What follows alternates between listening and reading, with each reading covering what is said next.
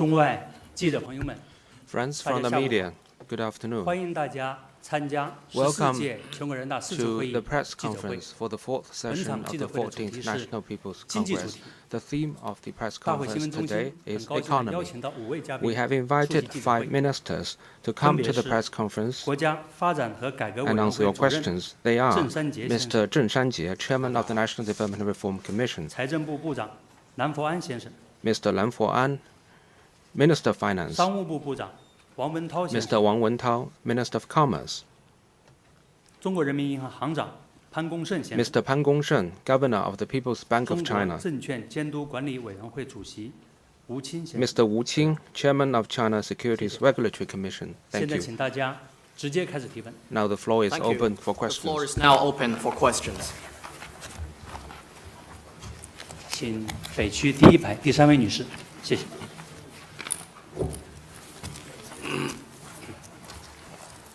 谢谢主持人。RT 金属俄罗斯记者提问，我想问郑主任，政府工作报告总结了去年的发展成就，明确了中国今年宏观经济的预期增长目标为4.5%至5%，并在实际工作中努力争取更好结果。请问中国怎么来实现这一预期增长目标？谢谢。 With RT, the government work report reviews the achievements last year and projects GDP growth at 4.5 to 5% while striving for better in practice. How will China do to make sure this target is met? Thank you. 谢谢您的提问。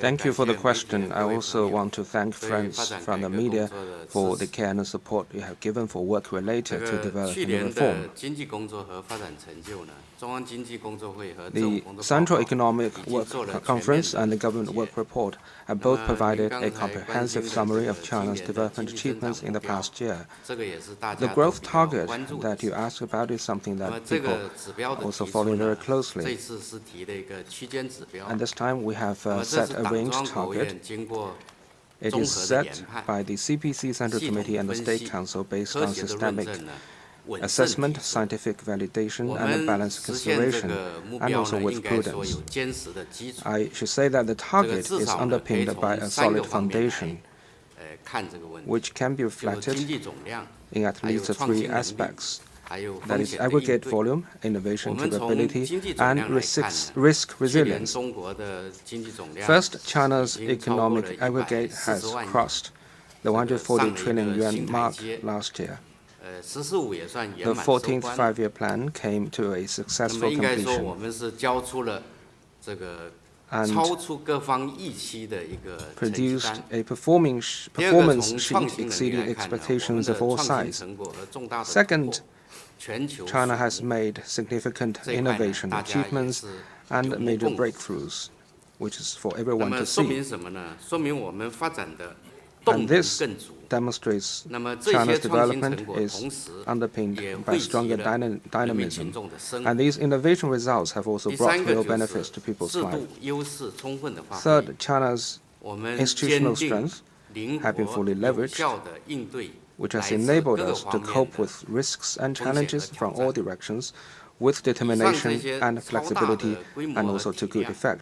还有创新的活 These 力和 strengths, 突破， including the supersized 还有 economy, 机制 vibrant 机制的 innovation 这 and 个 breakthroughs, 等 as 等 well 这 as 些优势 institutional 呢， structure and 让 other 我们有 strengths, 底气、 give us 有信 confidence 心来应 to 对这个各方面的风险 navigate 和市 through 场的波动，实现我们的 risks 既定目标 from all 和预 directions 期 and 目标。 market turbulence, and also accomplish 当然，同时 the 我们也 preset 很 targets. 清醒地看到， That said, we are 这个 soberly 我们在 aware 经济社会发 that 展 we 过程 still 中呢，也还有 face 存在很多的困难和 many 问题。 difficulties and problems 今 in the 年 course 是 of economic and 15 social 开局 development. 开局呢事关全局，要实 A 现 good 这 start 些 is 预期的 crucial 目 for 标 the，implementation 就是 of the 要 whole 认真 plan. 扎实 So 地 to 落 achieve 实 the 好 set 中央经 target, 济工 it 作 is 会的 important 决 to 策部 faithfully implement the 和政 decisions 府工作 of the 报告 Central 的 Economic 工作 Work 安排。 Conference and 重 also 点 the 呢， steps 在 laid 4 out 个 in the 方面 government 来 work report, 加力实现我们的 particularly 这 in the 个预期 following 目 four 标。 areas. 首先，第一个就是加力提升 First, 宏观经济的 Stepping 调 up 控的 efforts 效 to 率。 make macroeconomic 我们 governance 将 more 坚持稳 effective. 中求进， We will continue to 增 pursue 提质增 progress 效， while ensuring 就既 stability 重力度 and 也 improve 重 both the 协调。 quality and performance of 重 growth. 力度 We 就是 will 继续实施 both 更加 ensure 积极有为 intensity 的 policy implementation and 加大 improve 逆周 policy 期和 coordination. 跨周期的调节力 So 度。 by ensuring the intensity of 重协同 policy 就是发 implementation, it 挥 means we will 存量 continue 和增量 to 政策 pursue 的 a 集 more 成效 proactive 应。 macroeconomic 还 policy 有 and 呢 enhance 就是 counter 宏 and 观政 cost 策跟改 cyclical 革 adjustment. 举措的 By 叠加 improving 效 policy 应。 coordination, it means we 强 will 化 boost the synergy 财政、 between 货 adopted 币、 policies and 产 new 业、 ones, 投 as well 资、 as the compounding 就业、 effect of macro 消费、 policies 价格、 and reform 区域 measures, 等 strengthen 方 the 方面面 alignment of 政策 fiscal, 的协 monetary, 同， industrial, 打 investment, 好政 employment, 策的组 consumption, 合拳。 price, and regional policies, 预计 and 今 ensure 年 better policy 如果按 coordination. 照正常的情况顺利的话 If，everything goes 我们 well, 经济总量的增量 it is 可以 expected 超过 that 6万亿。 China's 这个 GDP 6万亿什么概 increment 念呢？ will 就相当 surpass 于 6 一 trillion 个发 RMB 达 yuan, 经 which 济 is 体 equivalent 的一 to 全年的一个经济的 the 总量。 annual GDP of 那么这些 a 也为 medium-sized 稳 developed 就业、 country, 惠民生、 and 防 that 风险 will 提 also 供有力的支 provide 撑。 effective 同时 underpinning 呢， for 我 us 们 to 也深 stabilize 刻认 growth, 识到，市 secure 场经济 jobs, 本 and 质 cope 是一 with 个法 risks. 治经济。做好 Market 新形势 economy 下的宏观调控， fundamentally is 既要放得活，还 economy 得管得好，确实用法治 under 来规 rule of 范 law. 市场 So we need 和政府 to 的边界。 better regulate 第二个是加力 or 建设 mark the 强大的 boundaries 国内 of 市 the 场。 market and the government 大家知道，我们现 through 在 sound 的 legal 国内的 systems. 消费的实物消费 Second, 量 we will step 呢 up 已经是 efforts to 世 build 界 a 第一了。 robust domestic market. 重 As you 点 know, 呢， China 在 is 这方 now 面重 already 点是 the 消 biggest 费和 consumer 投 market 资 in the 这 world. 两个方面。消费方面，我们将继续实 So 施 we will 2新的 give 政策。 priority to 我 consumption 们 and 会 investment 会同 in building 商务部、 our 人社部 domestic market. 等相关 On 的部门 consumption, 深入实施 we will 提 continue 振 to 消 carry 费 out 的专 large-scale 项行 equipment 动， upgrades and consumer goods trading 推出 program, 反扩容 advance 的 special 提速行 initiatives 动 to boost 还有 consumption, 呢， and roll 就 up 是 new 物业 measures such 扩 as 能 new 体制的 initiatives for 行动， creating 这 more 些新 stable, 举 better 措 quality job 安排更 opportunities 多的政 and 策和资 enhancing the 金， capacity 更好 and the 地释 quality 放 of the 消费的 service 潜 sector. 力。 We will also make 投资 available 方 more 面，我们 policies 将 and funds 投 to 资 better 人力 unleash 量 consumption 继续 potential 推动 and 两 meet 重 people's 的建 needs. 设工作， On investment, 在主体上进一步增 we 加 will 政府 continue 的 to 投资 invest 规 in 模， both physical assets 激 and 发民 people. 间的投资活 And our 力。 investment in 推动 entity, we will 国 further 企 increase 民企 government 共同 investment, 发展。 invigorate private 在 investment, 投 and 向上 encourage SOEs 要 and 推 private 进实务 enterprises 规 to 划 both play 这 their 次 part. 提出来 On 的 investment 109 direction, 项 we 的 will promote 重点工程 implementation 和 of 项目， the 109 开 major 展一批 projects and 扩大有 programs 效 under 投 the 资的行 15th 动。 five-year plan, 比 and 如 the 说 launch 哈， a group of 我们 initiatives to 至 boost 少可以 effective 有 investment. 6张网呢要做的， So at least we are 和还 going 有一 to 些其他的重 construct 点 6领域 major 的建设， networks 不 and 断地 also 改善大 advance 家的生活 relevant 条 projects 件和 in 生。 sectors so as to create a 这 better 个6张网 production 呢，就是 and 水 living 网、 environment. 电网、算力网， So 还有 these 新型通 networks 信网、 include 城市地下 electricity 管网， network, 还有物联网。 pipeline, municipal 那么 pipeline 其他的 network, 重点领域 computing power 还包 network, 括了综合立体交通设施、 and the logistics 消费、 networks. We also 低空、 have major 人工智 projects in 能 low 加 altitude 还有 economy, 教育医 AI 疗 plus, 等 medical 这些基 services, 础设施 and 和 other 公共服务设 infrastructure 施。 and public 今年 benefit 我们初 projects. 步估算了一下呢， So it is 这方面的 estimated 投资 that the 这个 total 会超过 investment 7万 in 亿。 these areas for this year will 第三是 exceed 加力做 7 强 trillion 现代 RMB 化的 yuan. 产业体系。 Thirdly, we will step up 我们将 efforts 统 to 筹 strengthen the 科技 modern 创新、 industrial 产业 system. 创新 We will promote deep 先进制 integration 造 of 业和 scientific 现代化 innovation 的 and 深度 industrial innovation 加 and of 快 advanced 国内 manufacturing and the modern 新 service 新动能 industries 的 to accelerate the renewal of old drivers and the growth of new drivers. On the one hand, we will optimize and boost the foundation. On the other hand, we will cultivate and strengthen new pillars. So on optimizing and boosting the foundation, we will 降本降碳 upgrade quality, lower cost, and reduce carbon emissions in key industries. And we will earmark 200 billion yuan of ultra-long special treasury bonds to support equipment renewal, 到强，从规模领先 to 到实力领跑。 expand the size and also raise the quality of our manufacturing sector. And after the two sessions, we are going to hold a national conference of service industries. We will work with Ministry of Commerce, Ministry of Industry and Information Technology to launch new initiatives to further tap into the potential of the service sector. 这个规模 It is estimated that during the 15th five-year period, the service sector's size will exceed 100 trillion RMB yuan. 加力支持新兴 On 产业。 strengthening new pillars, we will launch industrial innovation projects and increase support for emerging industries and industries of the future. And the Beidou navigation system is one prime example. And the navigation system in our mobile phone and emergency rescue, ocean exploration, all these services are supported by the Beidou navigation system. So we're going to increase the size of Beidou-related industries to over 1 trillion yuan in the next 5 years. We're also going to advance the AI Plus initiative to empower different industries, and relevant industries the size of relevant industries will surpass 10 trillion yuan in the next 5 years. Last year, we have set up a National Venture Capital Guidance Fund, and this year we are going to work with relevant departments to set up a National M&A Guidance Fund, and also to smoothen the channel for exit of relevant companies. And all these funds will unlock over 1 trillion yuan of additional funds in relevant sectors. Fourth, we will step up efforts to remove the bottlenecks and obstacles impeding economic and social development. We will deepen reform, strengthen the legal system, and make visible reductions in 3 aspects. First, reducing the number of barriers. Second, reducing the number of unreasonable restrictions. And the third, reducing the number of problems through a coordinated and integrated approach. Thank you. 大家继续提问，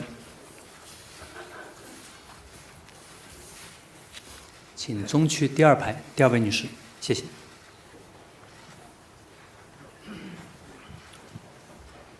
谢谢主持人。总台央视记者提问，我的问题提给蓝部长。蓝部长您好，政府工作报告对继续实施更加积极的财政政策做了部署。请问2026年更加积极的财政政策体现在哪些方面？谢谢。With China Central Television, my question is for Minister Lan. According to the government work report, China will continue to implement a more proactive fiscal policy. In 2026, in what aspects will this be reflected? Thank you. 谢谢你的提问。 Thank you for your 借 question. 此机会啊， I wish to take this opportunity to thank our friends from the press for your long-standing care to and support to our work.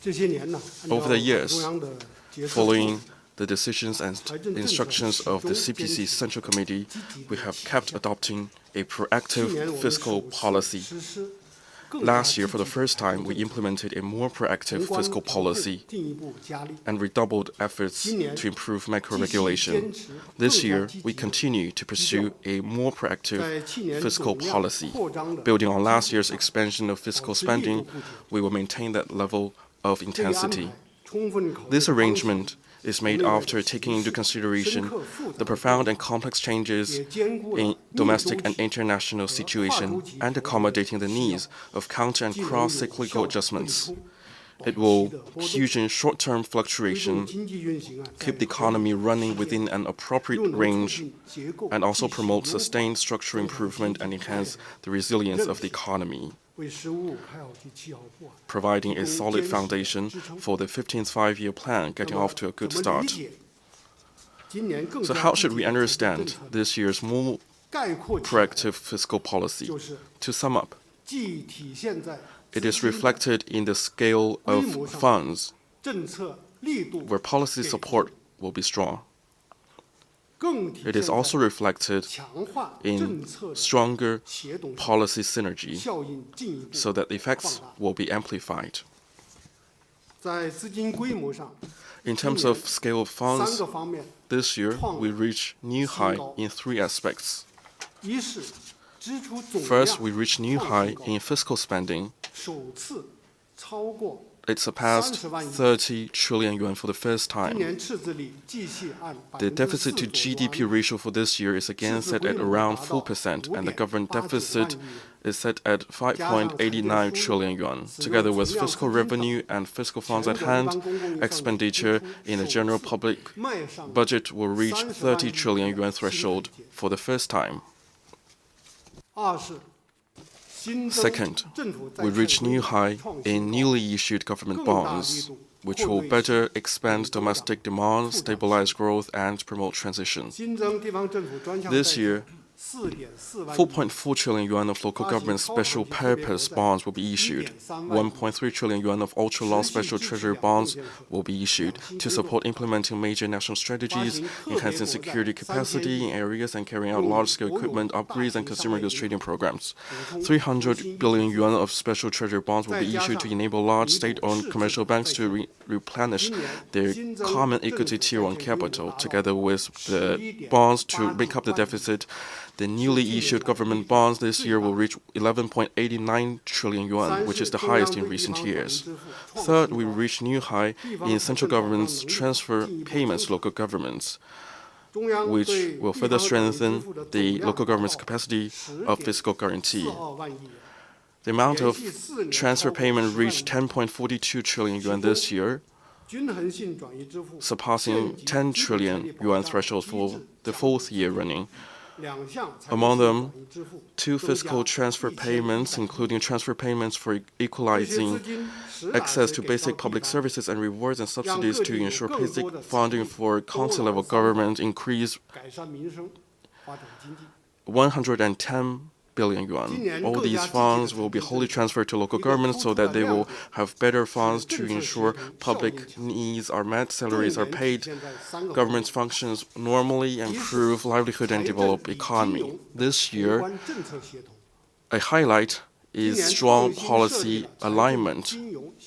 First, the synergy between fiscal and financial macro policies. This year, we create a fiscal financial coordination policy tool to facilitate domestic demand expansion. We will focus on the 2 key areas of consumption and private investment and design a mechanism to leverage the strength of fiscal, financial, and industrial policies in an integrated and coordinated way to stimulate finance and large-scale social capital and mobilize them to consumption and real economy to further expand the multiplied effects of fiscal funds. Second, the synergy between reform, innovation, and policy support. We will reform to improve the accuracy and effectiveness of policies. For example, trials will be conducted to promote more integrated and coordinated use of transfer payments, and this will make these payments better fit the local government's needs and place more fiscal resources at disposal of local governments and enhance their capacity of coordination.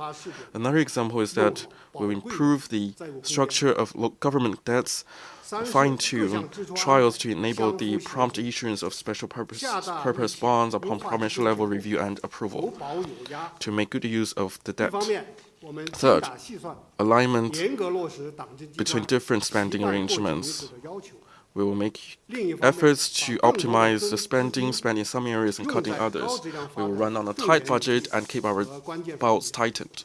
On the other hand, we will spend more funds in key areas and key links for high-quality development. For example, this year, the spending for science and technology will be 1.3 trillion yuan, up by 7.1%, and spending for education, social security, and employment, health, and housing reached over 12.4 trillion yuan. The government spending will support the development of causes of the country and also the livelihood of every household. Overall, the more proactive fiscal policy this year has seen the quantity reaching new heights and quality making new improvements with greater efficiency and quality. We will follow and act on the instructions of the government work report and act on them one by one to ensure the early implementation of the policies and their better effects. Thank you.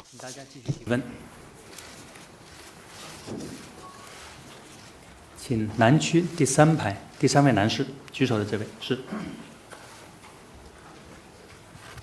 谢谢主持人。人民日报记者提问，这个问题想请问商务部王部长。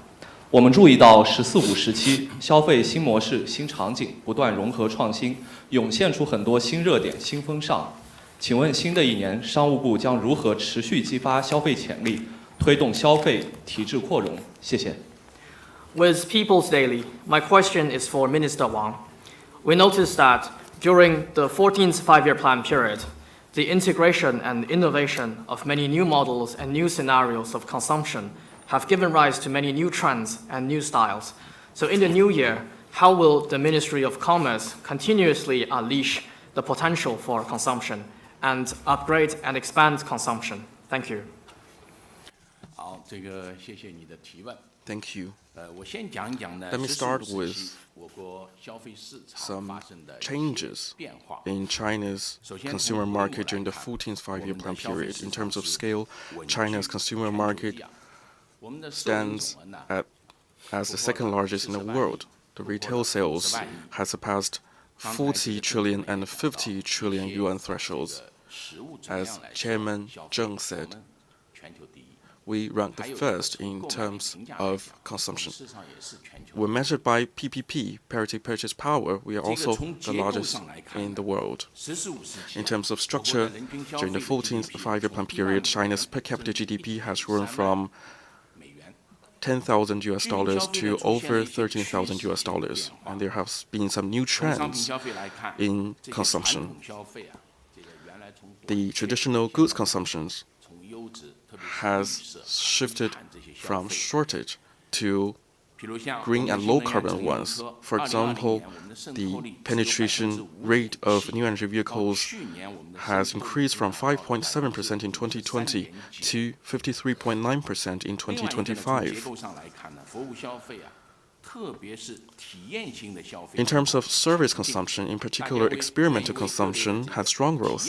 People like to spend money on experimental consumption and pay for their interests, hobbies, and physical and mental health. From 2022 to 2025, the growth of retail sales of services was 10.4% annually. If you look at the Spring Festival holiday that has just passed, people will feel that the Spring Festival vibe is strong. Places are crowded, high-tech is popular, and market is booming. There are three highlights. First, offline consumption is thriving, driven by the consumer goods trading programs and the Spring Festival shopping campaigns. The offline consumption in physical stores during the Spring Festival outpaced the online sales. This is the first time in recent years. The average daily sales of major retailers and catering companies grew by 5.7% from last year. This is according to the big data. And growth of retails in physical stores outpaced online sales by 3.9%. Second, traveling is now a new way to spend the Spring Festival. Many people used to visit relatives and friends during the Spring Festival travel, but this year, not a few people went back to their hometown and then made a getaway. During the Spring Festival, 596 million trips were made, and the spending reached 803.43 billion yuan. They were both new highs. And third, a boom on high-tech consumption is emerging. For example, some smart glasses, smart products, AI is reaching the general public.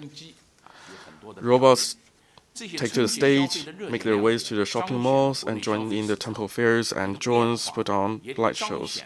All these highlights speak to the strong vitality of China's consumer market. The Central Economic Work Conference and the Government Work Report has taken boosting domestic demand as a priority. The Commerce Ministry will continue making efforts to improve livelihood and boosting consumption, launch policies and carry out activities, and make efforts to implement the special campaign on boosting consumption to stimulate consumption and expand domestic demand. There are three aspects. First, on goods consumption, we will continue the consumer goods trading programs with 250 billion yuan special funds as outlined in the Government Work Report. Till now, the sales of the trading programs have surpassed 4.16 trillion yuan, benefiting 531 million people. We will continue to optimize the mechanism from the version 1.0 to 2.0. Our support will be focusing on two areas. First is green and smart products, and the second is offline sales in physical stores, as is emphasized in the government work report. The trade-in programs is not aimed to replace the same products, but supporting the new areas, new industries, and high-tech products to explore the space in the market. Second, we will push forward the trial programs on new forms, new models, new scenarios of consumption. As Minister Lan said, we will leverage and exploit finance to boost consumption. We will support 50 pilot cities, including Beijing, and focus on debut economy, cross-sector fusion at these key areas to develop a number of new high-profile consumption scenarios with good experience and broad appeal to unleash the potential of consumption. Second, on service consumption, in January this year, the State Council General Office rolled out a working plan on fostering growth drivers for consumption in services, which outlined 6+3 priorities, namely 6 key areas, including housekeeping, housekeeping, traffic, online visual audio services, travel and accommodation, automotive aftermarket services, inbound consumption, and 3 potential areas, including performance services, sports events, and experimental services. We will work with relevant departments to focus on these key areas and support to improve these supportive policies, and we will also open up further to the outside and ease restrictions internally to expand market access and open up and work for greater effects in cloud computing, biotechnology, wholly foreign-owned hospitals, and remove the unreasonable restrictions in domestic services and expand high-quality supply services. Third, on lower-tier markets, as the government work report said, we should unleash the vitality in lower-tier markets. Lower-tier markets are represented by third-tier and fourth-tier cities and county areas, which account for over 70% of population, 60% of GDP and retail sales, with fast consumption growth and huge potential to be tapped. We have put them into 3 categories, namely core areas, growing areas, and basic areas, and we take targeted measures for each category of them, because different areas have different population and economy. So we divide them into 3 categories. For example, the core areas, the population is over 500,000, and GDP above 50 billion yuan, and the key task is to expand the growth of consumption, build core business districts and high-quality pedestrian streets, and encourage development of AI+, IP+, in immersive experience consumption, and to introduce first stores in the region. For growing regions, their places include with more than 200,000 people and GDP above 10 billion yuan. The key task is to unlock the potential of existing consumption capacity, upgrade and renovate the existing commercial centers, and to improve the layout of chain stores, and to develop some small stores that carries local culture and time-honored brands. For those other basic areas having a small population and economy, the key task is to ensure the regular consumption and develop a county-level comprehensive commercial center in a targeted manner and increase the radiating effects to countryside and unleash the potential of consumption in these lower-tier markets. Thank you. 请北区第5排第1位女士，谢谢。谢谢主持人。光明日报记者提问，我的问题提给潘行长。2025年货币政策支持实体经济取得了明显成效。2026年是“十五五”开局之年，昨天政府工作报告明确了今年将继续实施适度宽松的货币政策，请问这方面央行有何考虑？谢谢。With Guangming Daily, my question is for Governor Pan. In 2025, the monetary policy was effective in supporting the real economy, and this year marks the beginning of the 15th five-year plan. According to the government work report, it makes clear that this year, China will continue to apply an appropriately accommodative monetary policy. So for the People's Bank of China, what is the thinking behind this? Thank you. 好，谢谢你的问题。 Thank you for your 媒 question. 体界的各位朋友，大家好。 Friends from the media, good 感谢大家 afternoon. 的对于金融业改革发展 I want to thank you for your long-standing interest in and support to financial reform and development and the work of the PBOC since 2025, acting on the decisions of the CPC Central Committee and under the guidance of the Central Financial Commission. The PBOC has adopted an appropriately accommodative monetary policy, made the central bank's policies more relevant to and targeted at market concerns. We have rolled out multiple measures in aggregates, pricing, and structure, and supported steady growth of the real economy, high-quality development, and stable operation of the financial market. At the start of this year, 涉及结构性货币政策工作的若干调整项目。 we released regulations and lowered the interest rates on structural monetary policy tools by 0.25 percentage points and improved policy factors and established a dedicated re-lending facility of 1 trillion yuan, especially for private businesses. We've also continued to maintain ample liquidity since this year through open market tools. Over 2 trillion yuan medium and long-term liquidity has been deployed. Generally speaking, the overall financing conditions has remained accommodative and financial aggregate grown reasonably. We will release relevant indicators in a week. At the end of January this year, total social financing grew by 8.2% year-on-year.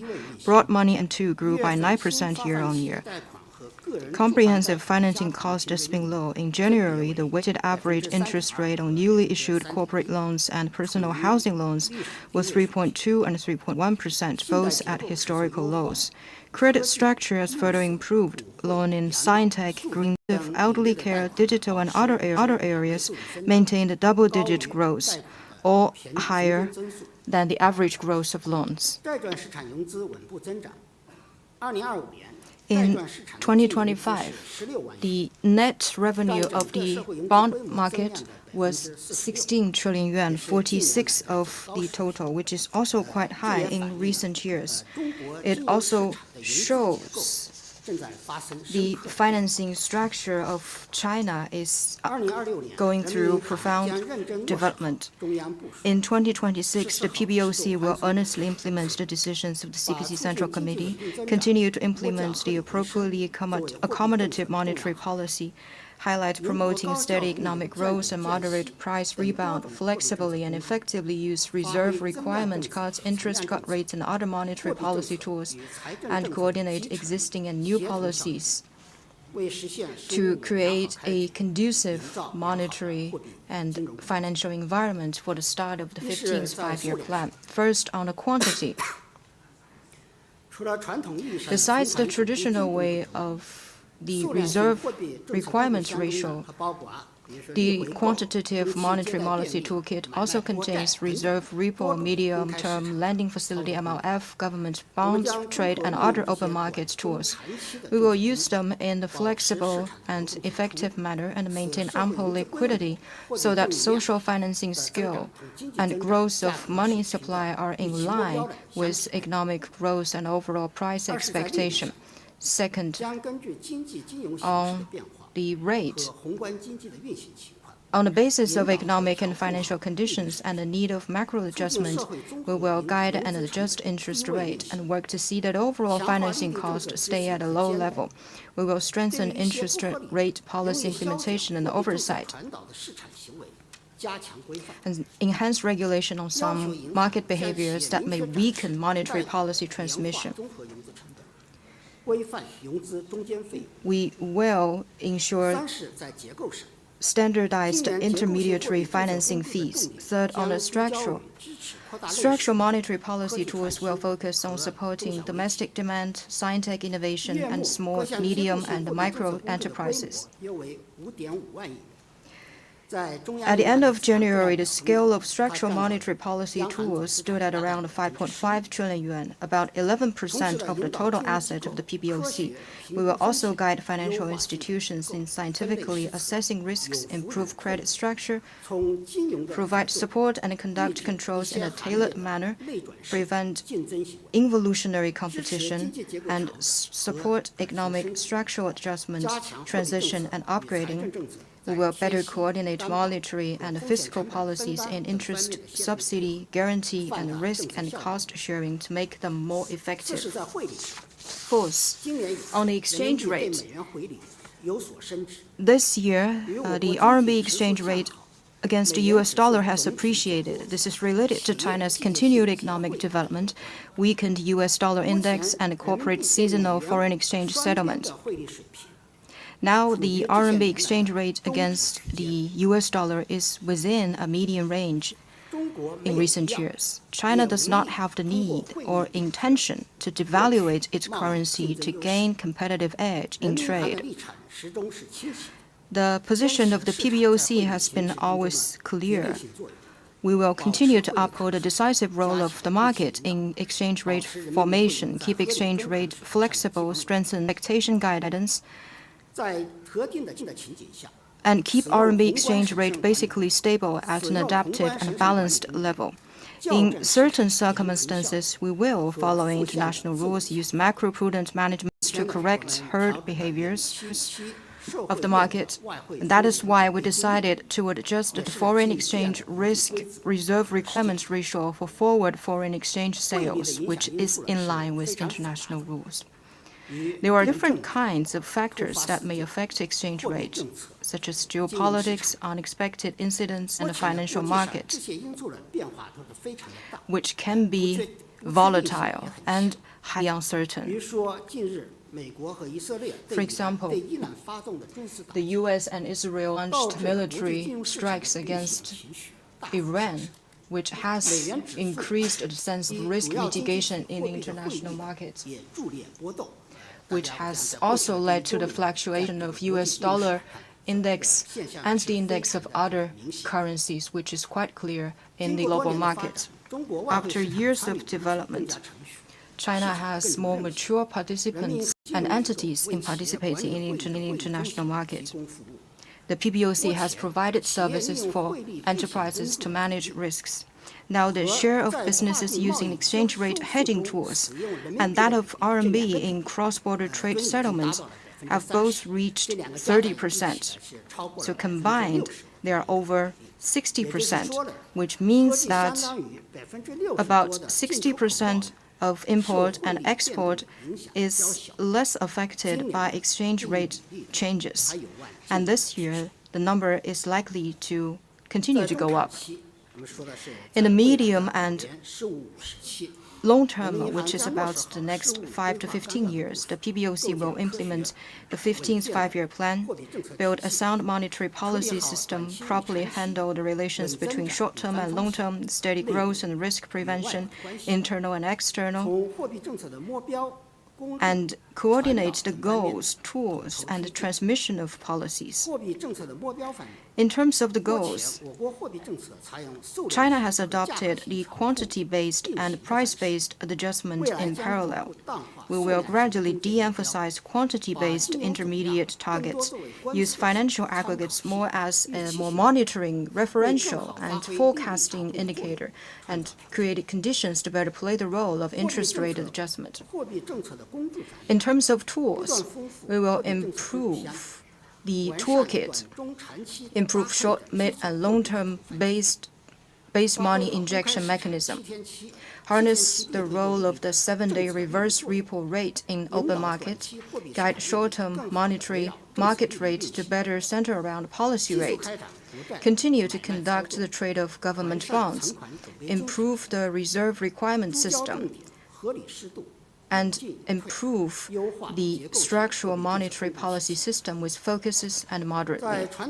In terms of transmission, we will improve the market-based interest rate formation, adjustment, and pass-through mechanism, ensure smooth transmission from policy rate to market benchmark rate and different kinds of financial market rates, improve policy communication mechanisms, and increase policy transparency. Thank you. 谢谢，请大家继续提问。请中区第3排第1位男士，谢谢。好，谢谢主持人。经济日报记者提问，这个问题提给吴清主席。今年是“十五五”开局之年，请问证监会为要落实“十五五”规划，在未来5年推进资本市场高质量发展有哪些主要考虑，还有哪些重要举措？谢谢。With Economic Daily, my question is for Chairman Wu. This year marks the beginning of the 15th five-year plan. With regard to implementing the 15th five-year plan, what major considerations does the CSRC have, and what key measures will the CSRC take to promote high-quality development of the capital market in the next 5 years? Thank you. 好，谢谢您的提问。 Thank you for your question. 借这个机会。 To start with, I would like to take this opportunity to thank people from different sectors and friends from the media for your long-standing interest in and support to China's capital markets and to the work of the SCRC. During the 14th five-year plan period, under the strong leadership of the CPC Central Committee and State Council, we've worked with relevant sides to implement the new 9 guidelines, actively responded to internal and external challenges, and promoted risk prevention, regulation, and high-quality development of the capital market in a synchronized manner. During the 14th five-year plan period, the equity and bond financing in exchange markets totaled 64 trillion yuan. The share of direct financing grew to 31.97%. The structure of financing is undergoing profound changes.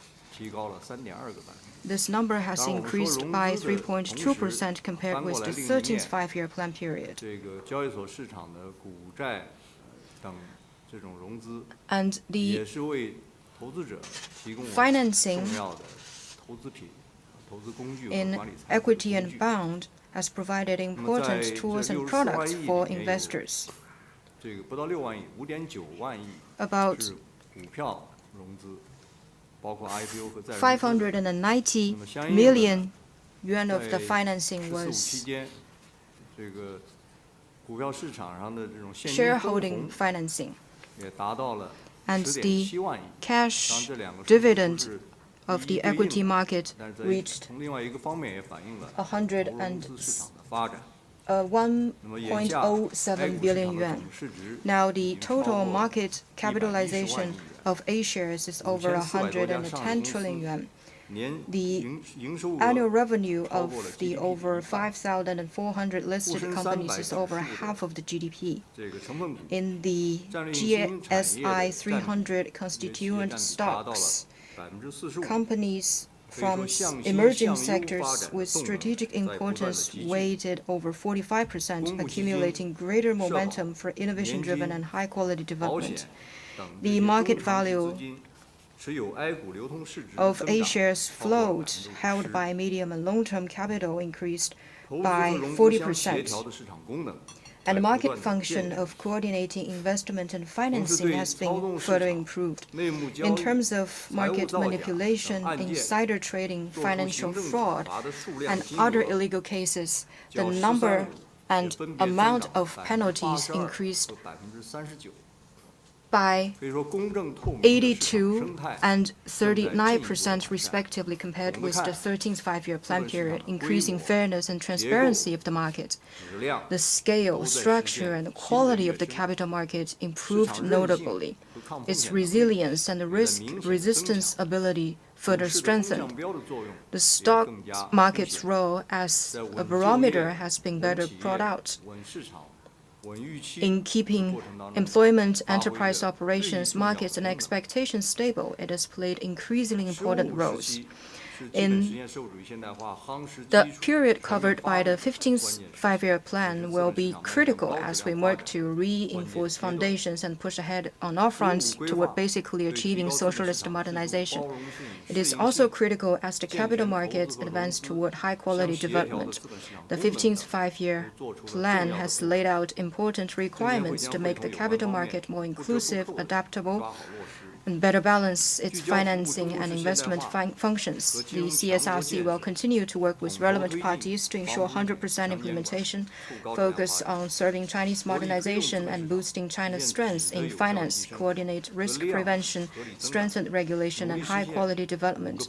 To promote high-quality development of the capital market, we will work on 5 fronts. First, we will make the market more resilient and stable.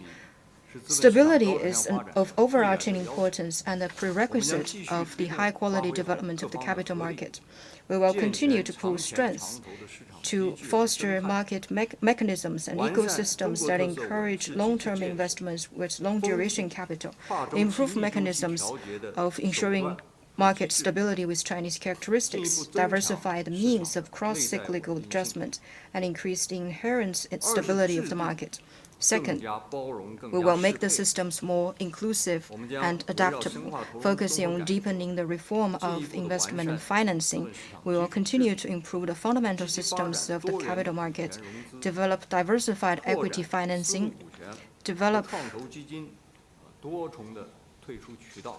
multiple exit mechanisms for private funds, develop the bond, REITs, and asset securitization markets, develop more products and tools to serve the high-quality development of new quality productive forces with targeted efforts. We will steadily develop futures and derivatives market to better meet the need for risk management of businesses and individuals. Third, we will improve the quality and structure of listed companies. The key is that while ensuring the truthfulness of these companies, it's important to increase their investability. We will improve the incentive or restraint mechanism to ensure listed companies to better governance, step up dividend buyback, increase the value and return of investors, make the merger and restructuring market more dynamic, ensure efficient resources allocation, and facilitate the nurturing of more world-class enterprises. Fourth, we will make regulation, law enforcement, and the protection of investors more effective. This is our core mandate, which can only be strengthened. We will continue to uphold law and market regulation, improve the legal system of the capital market, and ensure market reform and development will always be law-based. We will continue to adopt a 5-pronged regulation approach, pursue digital smart regulation, make targeted efforts to combat financial fraud, market manipulation, insider trade, and other illegal acts, and improve the system of protecting the lawful rights and interests of investors. Fifth, we will deepen opening up and meet higher standards. Now, international investors have greater demands for diversified asset allocation. Chinese assets have become more attractive. We will foster a first-rate business environment that is market-oriented, law-based, and internationalized. Improve cross-border investment and financing facilitation.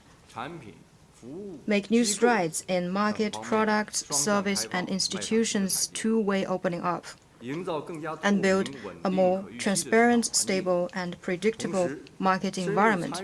We will also deepen participation in international financial governance reform, strengthen cross-border law enforcement cooperation, and enhance our capacity of regulation and risk mitigation as we open up wider. This year marks the beginning of the 15th five-year plan. In the new start, we will take the initiative to press ahead. We will implement the decisions of the CPC Central Committee and the requirements of the government work report, establish and practice a correct understanding of what it means to perform well, pursue progress while ensuring stability, improve both quality and performance, and base our efforts on national and international conditions, advance reform, take focus on solid measures to implement all tasks and ensure a good start of the capital market to make our contribution to economic and social development in the 15th five-year plan period. Thank you. 请南区第二排第二位女士，谢谢。谢谢主持人，我是《向阳商报》的记者，我的问题是提给南部长的。南部长您好，您刚才提到过说，政策协同是今年财政政策的一个亮点，尤其是创新势力的财政金融协同、促内需的政策工具，市场对这个都非常的高度关注，能不能给我们做一个详细的介绍？谢谢。With Hong Kong Commercial Daily, my question is for Minister Lan. Just now, you mentioned that policy coordination is a major highlight in fiscal policy this year. The market is particularly interested in the new fiscal financial coordination policy instrument to facilitate domestic demand expansion. So, could you give us a more detailed introduction? Thank you. 谢谢你的提问。 Thank you for your question. 内需为主导。 Domestic demand playing a leading role and domestic circulation running internally is a unique strength of a major country's economy. China's economy is now moving toward innovation-led and high-quality development, but the problem of strong supply and weak demand is still prominent. Consumption lacks momentum, and growth in private investment is sluggish.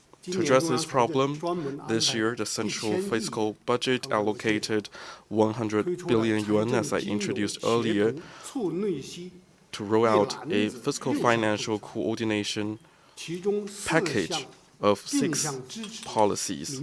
Four of them are targeted for supporting private investment and the other 2 for consumption.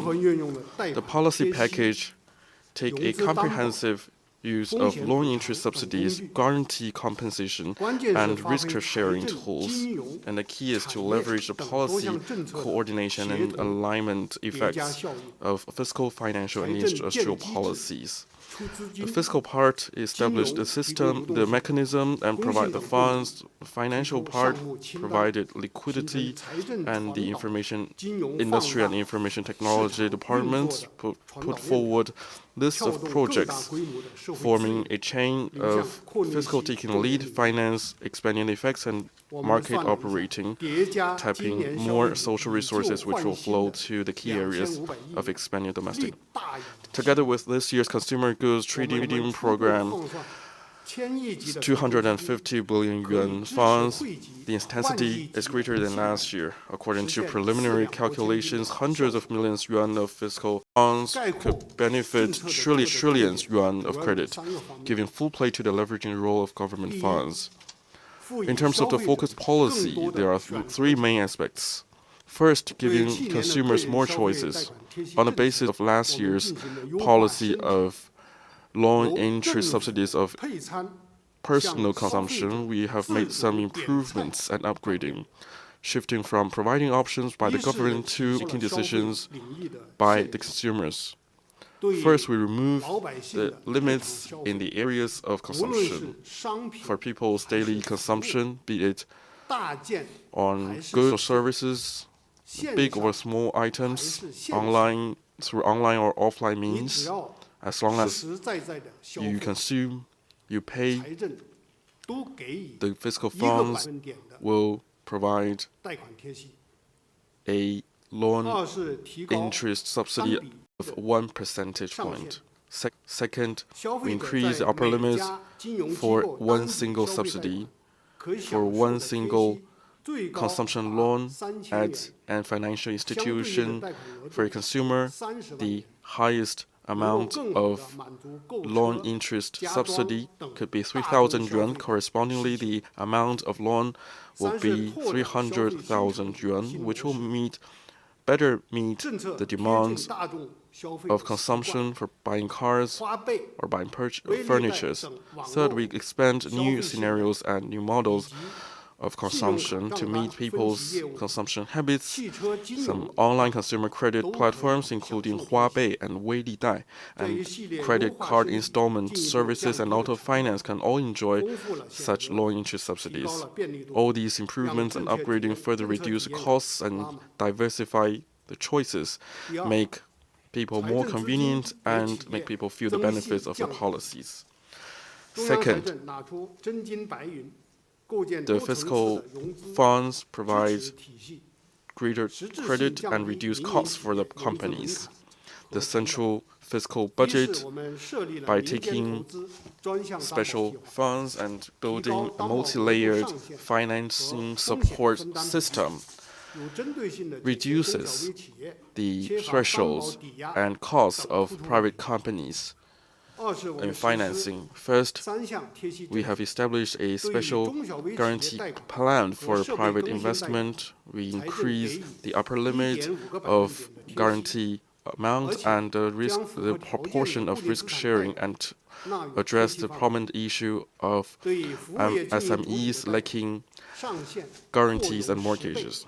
Second, we implemented 3 subsidy policies for SMEs loans and equipment upgrades loans.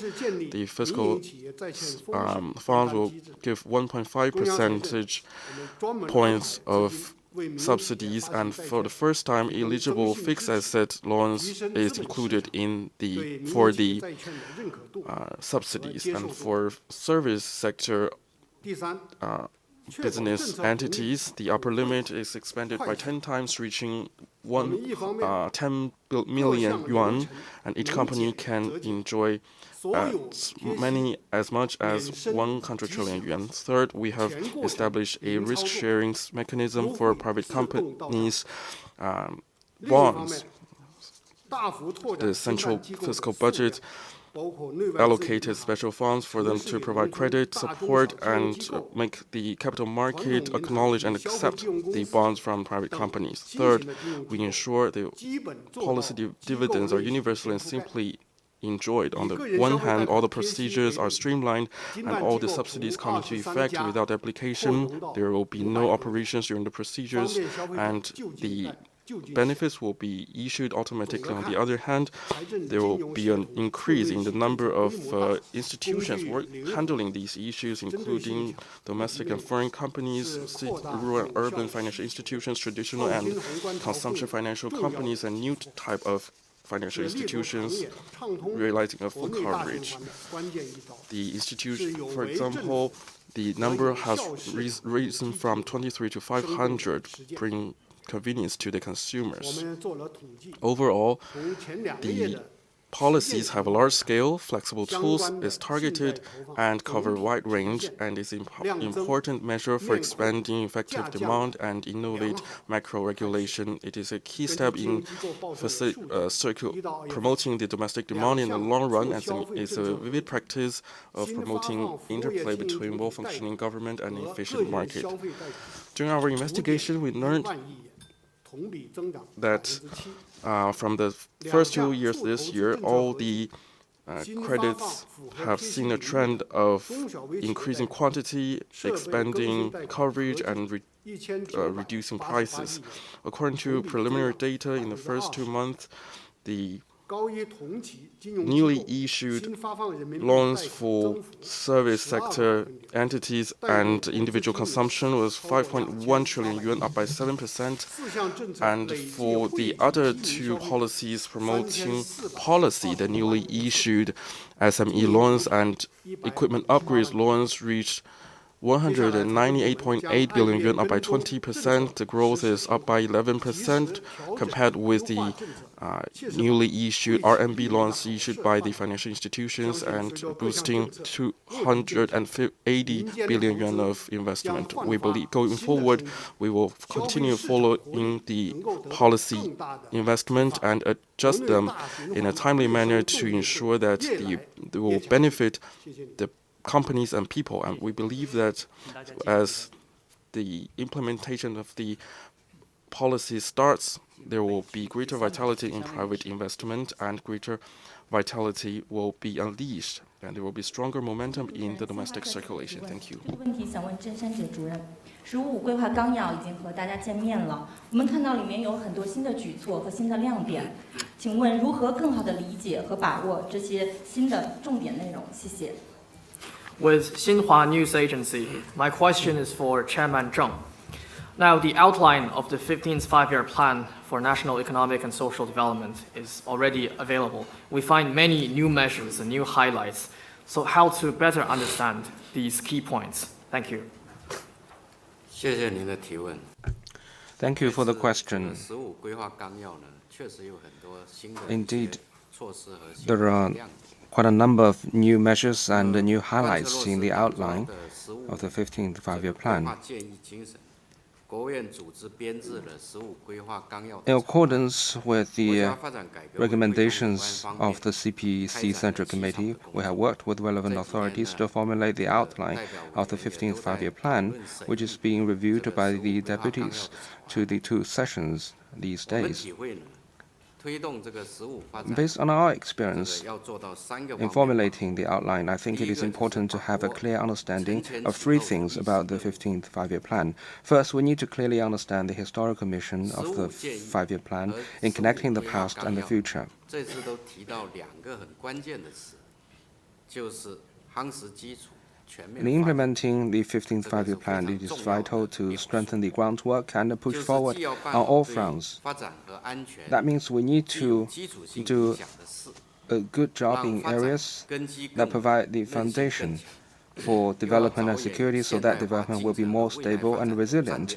And at the same time, we need to take greater initiatives and act more proactively in strategic sectors crucial to modernization and future development. 要的基础性变量 For instance, 像我们 in 国家的 anticipation of 人口增长呢 demographic 已经从增量发 changes, 展转向减量发展和高质 as you 量 know, 发展的阶 China's 段。 population structure or demographic structure is shifting toward a higher quality growth 人口增 and 减分化 population aging 明显的特征。 and fragmented distribution of population among different regions is the new trend.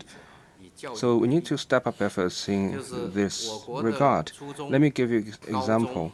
和高等教育3个阶段的 we 学龄人口， have 这个分别在今年2029年 different number of students for compulsory education, 那么应对这 3个排浪 high 式的 schools 大 and 变 also 纲 higher 要将 education. 普 So 通高中 the 建设 number of students in all the 3 educational stages will peak this year. So we have made expansion of opportunities, educational opportunities a priority in our work. 延迟创新的这个短板。 And also 我们国 on 家创新发 research 展 and 不断取得 innovation, 了新的突破。 we need to shore up the weak links of basic research and original 将建 innovation. 成 We are making new breakthroughs in innovation development and will complete the building of a country strong in education, science, technology, and talent by 2035. But our original innovation capability remains 对 relatively 此 weak. 呢，纲要对加强前沿科 So 技的 to 攻关 address this gap, the outline has made plans for strengthening breakthroughs on frontier technologies and promoting all-round development of science, 第二个 technology, 要 and 把握 talent. 高质量发展的鲜明 And second, we need to clearly understand the 15 Five-Year 规划 Plan's 将推动 theme 高质 of 量发展 high-quality 作为 development. 这个 The 15th Five-Year Plan has 这个 taken 跟 high-quality 15 规 development 划 as 是一脉 theme, 相承的， which is 也 consistent 是 with the 树立 14th 和 Five-Year 践行 Plan, and 有 also 关 the 的 goal 原 of 则性。 making sure that officials 我们 have 从 a 实 correct 践来 understanding 看， of what it 就 means 是 to 要 perform well 坚 and 持 act 以基地 accordingly. 建设为中 At the 心， practical level, we 一 need to 方 keep 面 our 充分 focus on 释 the 放 central 经济增 task 长 of 的潜 economic 力，推 development. 动量 On 的 the one hand, 合 we 理 need to 增 fully 长。 unleash the potential of 这 economic 次 growth 纲 and 要草案 achieve 提 an 出了 appropriate GDP increase in 这5 economic 年的增 output. 长， The 这保持 outline 在合 proposes 理 to 区 keep 间， GDP growth 它没有 within 一 an 个 appropriate range 很具体的定 without 量 a specific 但是还有一 quantitative 句话呢 target. 就是为2035年 But there 人 is 均 another GDP 比2020年翻一番，达到中等发达国家 element of the 水平 target, that is to lay a good foundation for doubling the 2020 per capita GDP by 2035 to reach the level of a moderately developed country. And that target is both quantitative and 另外一方面 qualitative. On the other hand, we need to promote the upgrade of economic structure and push for higher quality economic growth. The outline has set an important goal of promoting the steady increase in total factor productivity. It has also made plans for advancing deeper integration of science, technology, and innovation and industrial innovation. All of them are key priorities for improving quality and efficiency. And also need to coordinate development security, prevent all sorts of risks to ensure steady progress toward Chinese modernization. Third, we need to clearly understand the people-first approach underpinning the five-year plan. The five-year plan concerns both the interests of the state and the well-being of every household. Among the primary indicators of the outline, which with a total number of over 20 indicators, those related to public well-being account for the largest share. There are altogether 7 indicators on livelihood covering areas such as employment, income, education, medical care, elderly care, and child care, and also life expectancy. So altogether 7 indicators on people's livelihood. All these indicators aim to encourage a shift from meeting people's essential needs to delivering high-quality services in the relevant sectors. In the meantime, we have set out over 130 tasks. We pay attention to investing both physical assets and people in the funding arrangement for major projects and programs, with a focus on addressing pressing difficulties and problems that concern people most. We will implement a number of visible and accessible livelihood projects with tangible results in areas like elderly care, child care, primary level medical services, and vocational and skills training. Another important agenda item of the 2 sessions is the deliberation on the law on national development planning. This law encapsulates the party's experience in leading the country's economic and social development through 5-year plans and will provide robust legal safeguards for the formulation and implementation of 5-year plans. Thank you. 大家继续提问。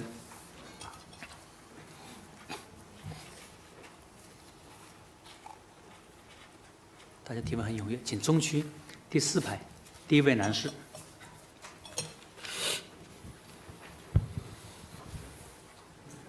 你好，彭博新闻室的记者。I have a question for Minister Wang Wentao on the trade surplus. The trade surplus continues to set records in recent years, reaching $1.2 trillion last year. And this has drawn attention, a lot of it negative, from many trading partners across the world. Yesterday in the work report and the 5-year plan, it says that China aims to stabilize the size of foreign trade while optimizing the structure and promoting more innovative trade development. What are your specific goals and policy considerations, and how do you attempt to achieve this? How do you work towards a balanced development of both imports and exports so as to decrease the trade surplus and to reduce trade tensions? Thank you. 彭博社提问，我的问题提给王文涛部长。近年来，中国贸易顺差屡创新高，去年贸易顺差达到1.2万亿，这引发许多贸易伙伴的关注。昨天的政府工作报告和“十五五”规划提出推动外贸稳规模、优结构，以及推动贸易创新发展。请问有哪些具体目标和政策考虑？商务部将如何推动进出口平衡发展，从而减少顺差？谢谢。好，谢谢你的提问。Thank you. 我想呢，这个问题我分2。So I think I will divide my answer into 2 parts. First, I will talk about stabilizing scale and structure during the 15th 5-year plan, and then on the surplus. In the year 2025, for China's foreign trade, the external environment is in the face of high winds and choppy winters. Under the leadership of the CPC Central Committee with Comrade Xi Jinping at its core, China's foreign trade has ensured stability while pursuing progress despite pressure. and achieved a successful completion of the 14th five-year plan period. I will use 4 words to describe. First, stability. China's status as a major foreign trading country has been more stable. China's trading goods surpassed 45 trillion yuan threshold, up by 3.8%, and that is a growth for 9 years running. China's trading services has surpassed 8 trillion yuan among the leading countries in the world. The second is progress. We have made remarkable progress in building a strong country in trade. There have been greater innovation, smart and green development, including smart products and artificial intelligence. As Chairman Wu just mentioned, for example, the export of mechanical and electrical products accounted for more than 60% for the first time. High-end, smart, green, low-carbon, including robots, have become new labels of China's foreign trade. The third word is vitality. The new forms, new models of China's foreign trade has shown new momentum and strong vitality. The cross-border e-commerce trade has reached 2.75 trillion yuan. Today we have online fictions, online games, online dramas. I remember that China's revenue in online drama accounted for 90%, over 90%, and the download of apps is above 80%. So what we are watching, whatever online dramas we are watching, is the dramas that is followed by the world. Over 780 companies have registered foreign trade, reaching a record high, and among them, private companies accounted for nearly 6%. And the fourth word, 60%. The fourth word is resilience. We have shown strong resilience in foreign trade. We have 160 major trading partners, and more than half of them, 51.9%, are Belt and Road countries. As we always say, when the West is dark, the East remains lit. When the North is lost, the South still shines. I will quote another poem, which is, "We will stay strong and firm as the bamboos, though struck and beaten without rest, careless of the winds from whatever direction." This is where China's confidence in its foreign trade comes from. In the first 2 years, our foreign trade has maintained the trend. In the past year, we don't have figures at this moment, but it is better than expected.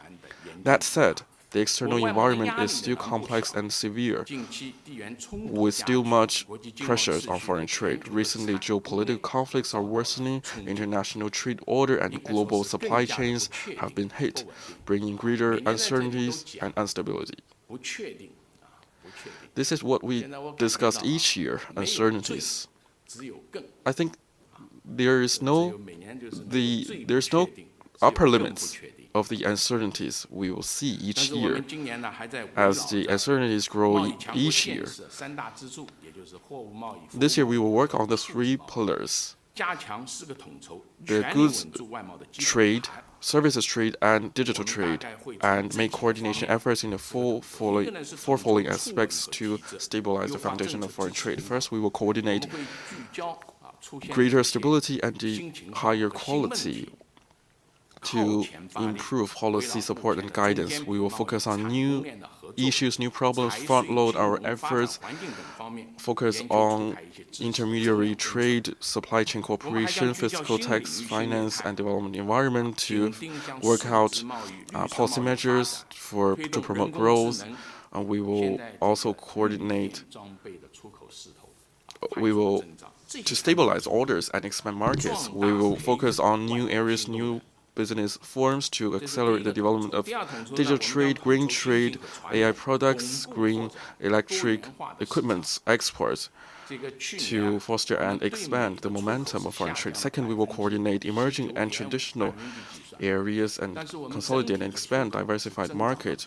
Last year, our export to the United States decreased by 19.5% by RMB, but the overall export grew by 6.1%. The contrast between the drop and growth speaks to the diversity.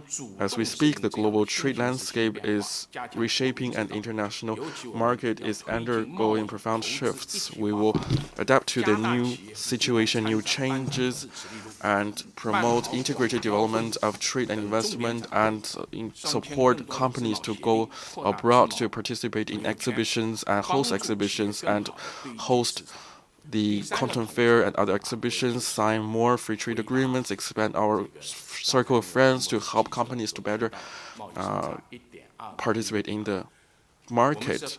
My third point, on your question on surplus, 1.2 trillion surplus, we will coordinate export and import to promote a balanced development of trade. We have noted their concerns, and we will work to ensure going forward the balanced development of trade.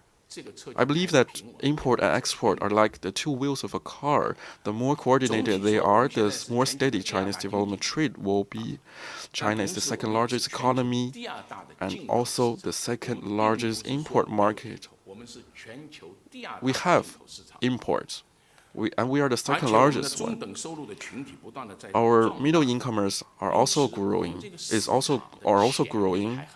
So we still have a huge potential in our import market. It is also a market that is open up to the world. We will reach a balance between import and export, which means we will expand import while stabilizing export and give full play to our supersized market. Expand import of agricultural products, high-quality consumption goods, advanced technological equipment, and key component parts, and make good use of platforms, including the China International Import-Expo. This is the only one national-level expo themed on import in the world. Apart from that, starting from last year, we started to hold a campaign themed on sharing China's market and exporting to China and expand channels of export and invite more high-quality products and services from other countries to Chinese market. Fourth, we will coordinate the production services and life services to develop trade in services. In recent years, apart from trading goods, our trading services is also developing very fast. In 2025, the growth rate was 7.4%, up by 3.6% than trade in goods. That will be an important engine of China's foreign trade going forward. We have the strength of Made in China, and which is going abroad. That will drive R&D, design, examination, and repairing. All these production services to go abroad, go global. And we will also leverage China investment strength to help finance, legal services, consultant services to go global. We will also foster China services, this brand. We'll make good use of visa-free policies, expand tourism services, export, and tap into the potential of culture, traditional Chinese medicine, catering, and import high-quality services, life services, including healthcare and medical services, to foster more growth drivers in foreign trade. Thank you.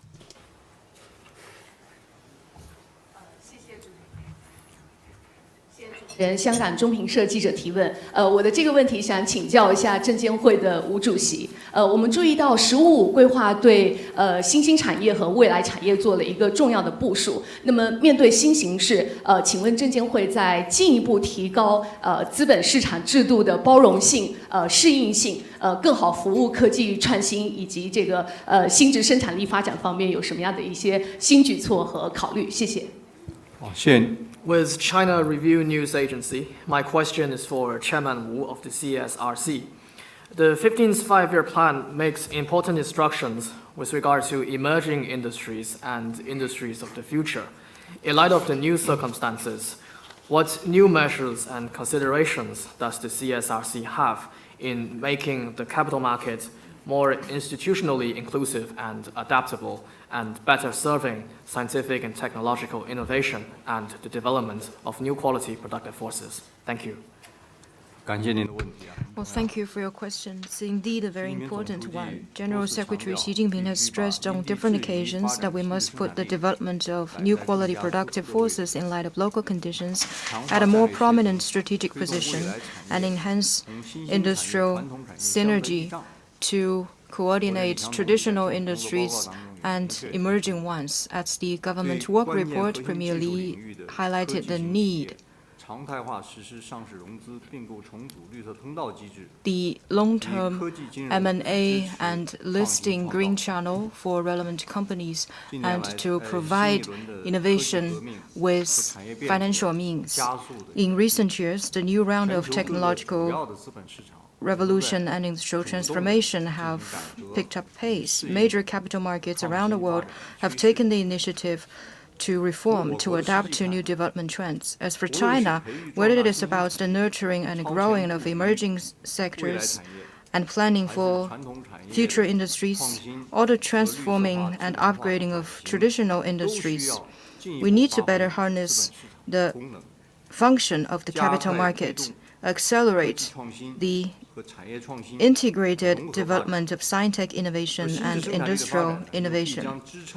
And new quality productive forces will support high quality development of the capital market and increase the return for investors and sustained return for them.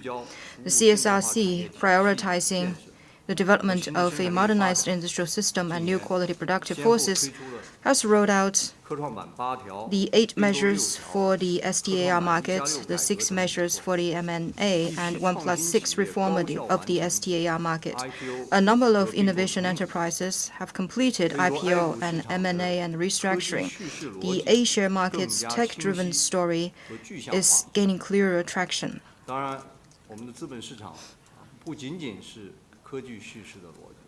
Of course, the capital market is not only about technology, but also the opportunities provided by high-quality economic development and trade, and the resilience they produced, as has been introduced by Minister Wang. In a complex and changing international trade environment, our market has remained resilient. Behind it, it is the high-quality and resilient economic development of China. We have also talked with representatives from the international investment community. They are quite interested in 2 things. One is the risks in the international market, including supply chains. And they are also interested in China's 15th five-year plan, from the recommendations to the outlines. And Mr. Zheng just gave a very credible introduction, and the market has been following it very closely. It shows that they're interested in China's market and China's development. And the new opportunities in the development of China. Moving forward, we will synergize existing and new policies and channel more production factors and resources toward new quality productive forces, and work to see that the high-quality development of capital market service will further speed up. We will soon adopt 2 measures. The first measure is to deepen the reform of the gross enterprise market, GEM. We will highlight its function, better support emerging and future industries and other forms of real economy. First, we will make the system more resilient and extensive. We will add a more precise and inclusive listing criteria and scale up support for new businesses, forms, and new tech companies. and we will actively support companies of new types of consumption, modern services, and other high-quality innovation and startup companies in going public through the GEM. And second, we will apply the useful experience of the STAR to the GEM. Specifically, for high-quality companies, we will carry out IPO pre-review, allow eligible companies under review to increase capital and expand shareholding with shareholders and improve the pricing of new shares. Third, we will improve the quality of listed companies in the GEM comprehensively, establish mechanisms of listing recommendation, selection review, and whole process regulation, better local economy and private businesses. Now, the plan of deepening reform of the GEM is basically in place. We will further improve it and release it when it's ready. The second measure is to optimize refinancing mechanism. Refinancing is important for listed companies to grow, promote the formation of innovation capital, and nurture innovation drivers. Before the Spring Festival, the three exchanges in Shanghai, Shenzhen, and Beijing have rolled out measures for refinancing. On systems and rules, we will improve the review and registration mechanisms to make it more convenient. First, we will make it more inclusive and adaptable. We will optimize the criteria for identifying strategic investors and facilitate the participation of social insurance, annuities, and other long-term funds. We will improve the fixed-price private placement to draw private placement pricing closer to market price and better balance the benefits between listed companies and investors. And we will further simplify refinancing procedures. Second, we will highlight support to high-quality and scientific development. For listed companies with rules-based operation, high market recognition and representation, we will increase review efficiency. We will extend the identification criteria of the STAR and GEM to the main board.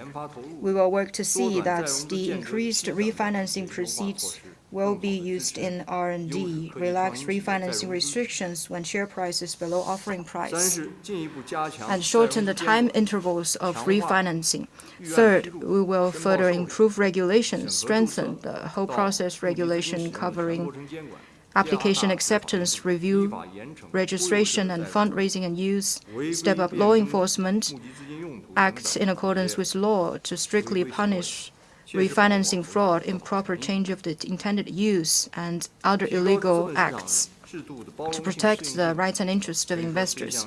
To make the capital market system more inclusive and adaptable is a systemic project. We will make a step-by-step approach, prioritize quality, ensure sound regulation at the listing gateway, and accountability of intermediate agencies, prevent application with known misconduct and rush of applications, better coordinate investment and financing, and ensure that the efforts to deepen reform, improve function, and keep market stable reinforce with each other. Scientific innovation requires a big input, and their cycle is long and risks are high. For a company to succeed, it needs sustained input and needs to be able to find opportunities. To make capital markets support the scientific innovation more inclusive also requires step-by-step exploration. We hope different parties can show more understanding and inclusiveness to create a sound environment that encourages innovation, incentive success, and tolerate failure. Thank you. 谢谢，请大家继续提问。请北区第4排第2位男士。 谢谢。谢谢主持人，我是每日经济新闻记者。我这个问题提给人民银行的潘行长。2025年面对外部冲击，我国金融市场保持了平稳运行。新的一年，人民银行在防范金融风险、维护金融稳定方面有哪些考虑？谢谢。With National Business Daily, my question is for Governor Pan. In 2025, despite external shocks, China's financial market maintained stable. In the new year, what considerations does the People's Bank of China have in terms of preventing financial risks and stabilizing the financial sector? Thank you. Well, thank you for your question. Over the past year, generally speaking, in key areas, the financial risks in China have been diffused effectively. The financial system and market has been operating smoothly. It can be shown in the following aspects. First, China's financial institutions have operated healthily. By the end of last year, commercial banks' capital adequacy ratio was 15.5%, non-performing loan ratio 1.5%, and loan loss provision coverage ratio 205%. The comprehensive solvency adequacy ratio of insurance companies was 181%. All are notably higher than oversight criteria, indicating a quite strong capability to withstand risks. Second, the financial market has operated steadily. In the foreign exchange market in 2025, RMB appreciated by 4.5% against the US dollar and is at a median level among currencies of major economies. In the bond market, the 10-year government bond yield stayed around 1.8%, and corporate bond issuance cost remained at a relatively low level. Bond yield fluctuates within a proper range. In the capital market, as being discussed by Mr. Wu Qing, in 2025, the A-share market performed quite well among major stock markets globally. The Hang Seng Index has been performing well. It grew by over 27% last year. Third, risks in key areas have been further reduced. We've made important progress in resolving risks of financing platforms. We have made efforts over the past 3 years. By the end of last year, compared with the beginning of 2023, the number of financing platforms went down by over 70%. So is the debt scale. We have supported and worked with financial regulators and local governments to use on-the-spot rehabilitation, merger and restructuring, market exit, and other means to promote reform and risk resolvement of small and medium-sized institutions. The number of high-risk institutions would cut up by half over the peak. We've also worked with relevant agencies to crack down on illegal fundraising, speculation and trade of virtual currencies, illegal banks, and other illegal financial activities. Moving forward, the PBOC will earnestly implement the decisions of the 4th Plenum of the 20th CPC Central Committee and the Government Work Report. Prevent financial risks. In terms of preventing risks and ensuring financial stabilities, we will work on the following 5 fronts. First, handle the equilibrium between steady growth and risk prevention. The economy is the foundation of finance.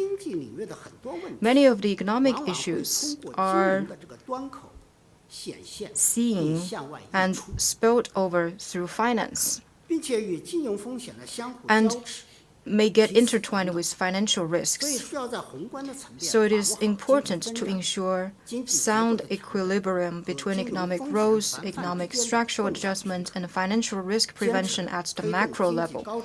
Stay committed to high-quality economic development and ensure financial stability at the origin. Second, dissolve risks in key areas in an orderly manner. On diffusing the debt risks of financing platforms, we will strictly apply financial and economic rules and disciplines, encourage local governments to coordinate funds, assets, and resources to diffuse debt risks, strip platforms of their government financing functions, and transform into market-based entities.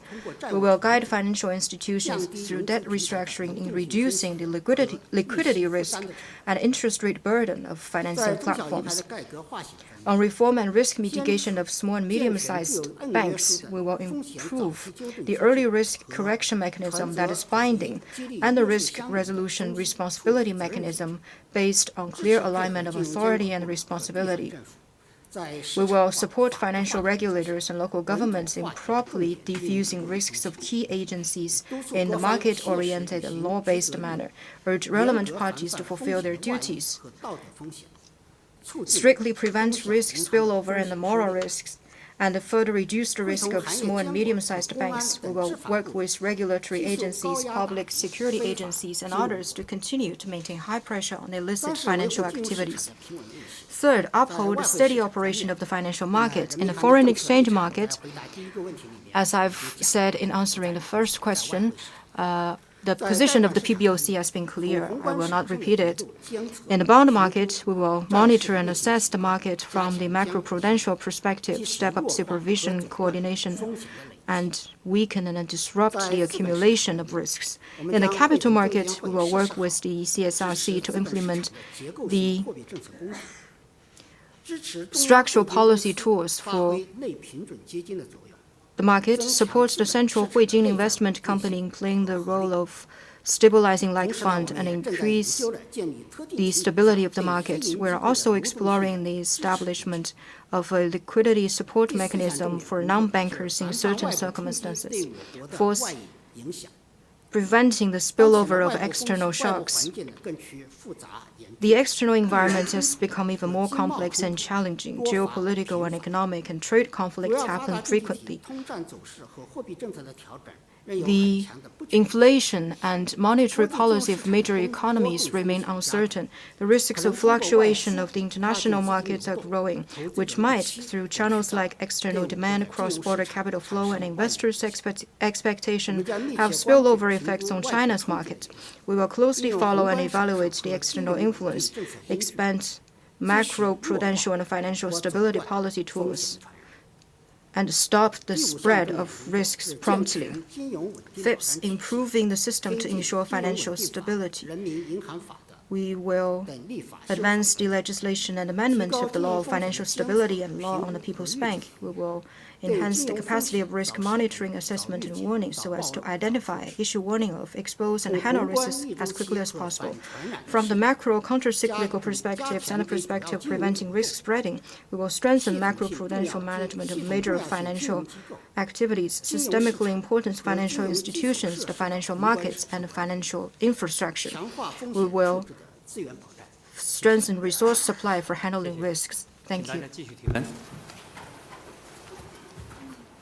请中区第3排第2位男士，谢谢。谢谢主持人，我是来自深圳广电第一现场的记者。那么这个问题想提给国家发改委郑主任。过去1年，人工智能、机器人等高技术行业表现出了强劲的发展势头，给我们大家留下了深刻的印象。下一步，国家发改委在对这些行业的发展上有哪些政策支持？谢谢。 With Shenzhen Media Group, my question is for Chairman Zheng. Over the past year, high-tech industries such as AI and robots have demonstrated robust momentum, which is very impressive. Going forward, what are the policy considerations for the NDRC to support the development of these industries? Thank you. Thank you for the question. I could pretty much echo what you described in your question. There are also many examples and figures about the point you made, the robust growth of the relevant sectors. And there is a popular short video which is about a cargo ship on the Yangtze River and receives parcels delivered by drones. That is a vivid example of how drone technology is being applied in our everyday life. It's very convenient and also safe. So this kind of new scenarios will continue to emerge and accelerate the application of new technologies and development of new industries. I want to share with you some figures. Last year, China's high-tech manufacturing sector contributed to 26% industrial growth, though it only accounted for 17% of the industries. This is a combined result of China's institutional market, industrial and talent strength. What can be anticipated is that a group of high-growth industries will jump onto the stage during the 15th five-year period. through generating new industries and tapping into the potential of existing industries, we will be able to create several trillion yuan or even bigger markets, promote a shift from quantitative to qualitative growth of the industrial system, and cultivate these industries into a new engine of high-quality development, which is the theme of the 5-year plan period.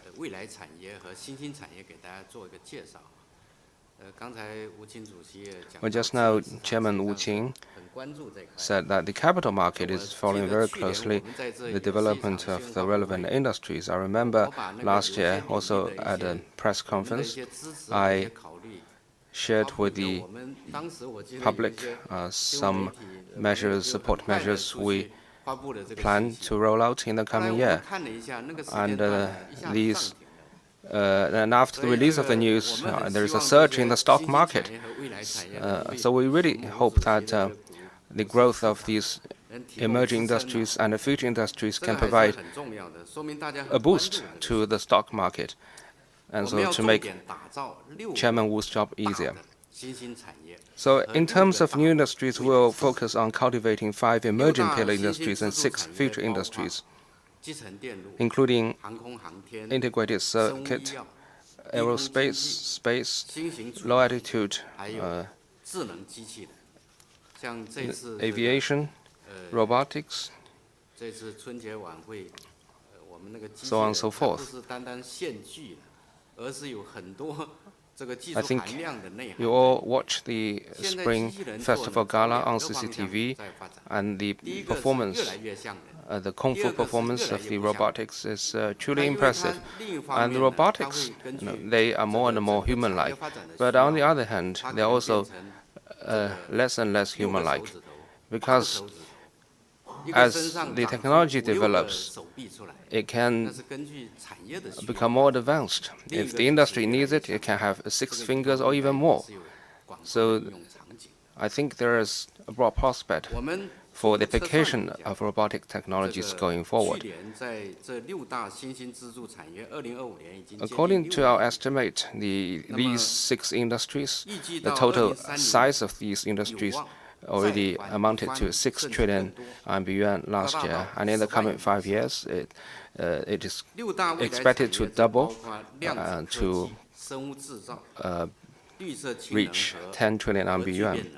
And the 6 future industries include quantum technology, biomanufacturing, green hydrogen, and nuclear fusion energy, brain-computer interface, embodied AI, and 6G.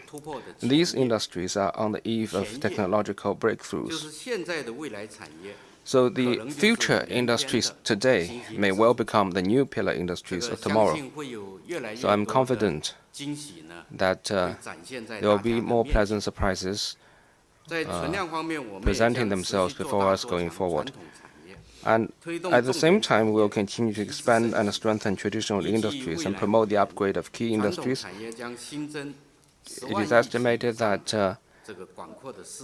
a 10 trillion yuan market will be created in the coming 5 years in these existing industries, and that will also provide strong momentum for China's economic growth.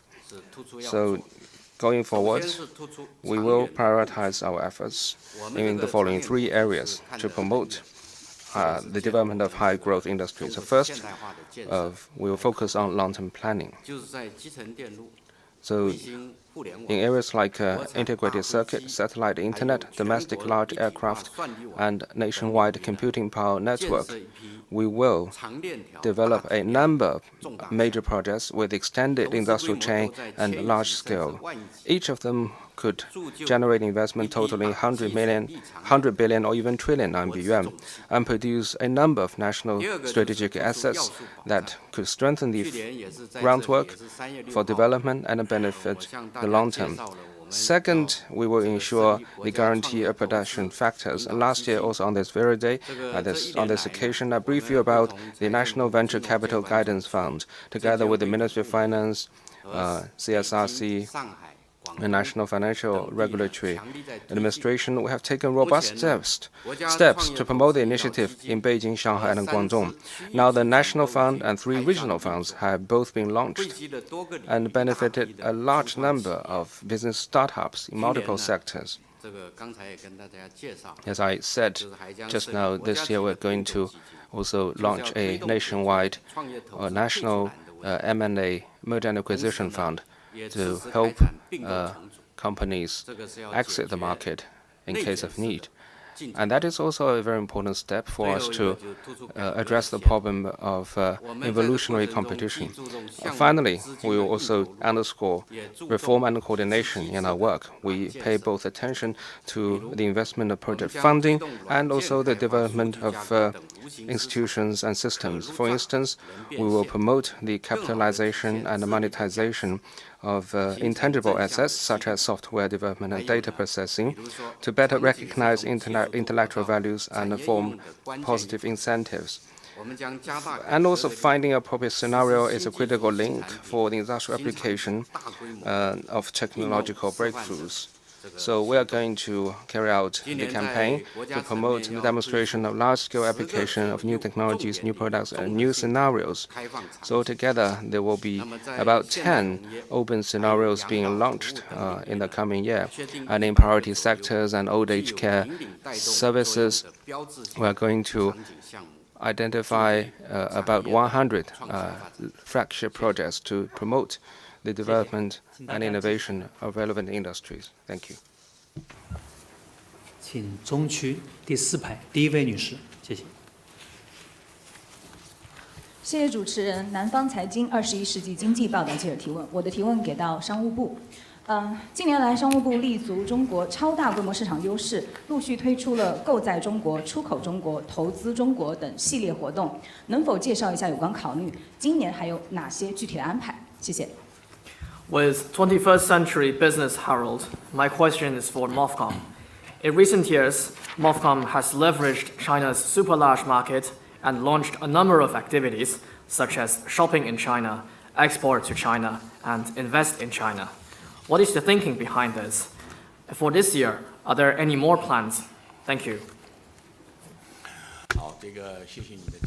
Thank you.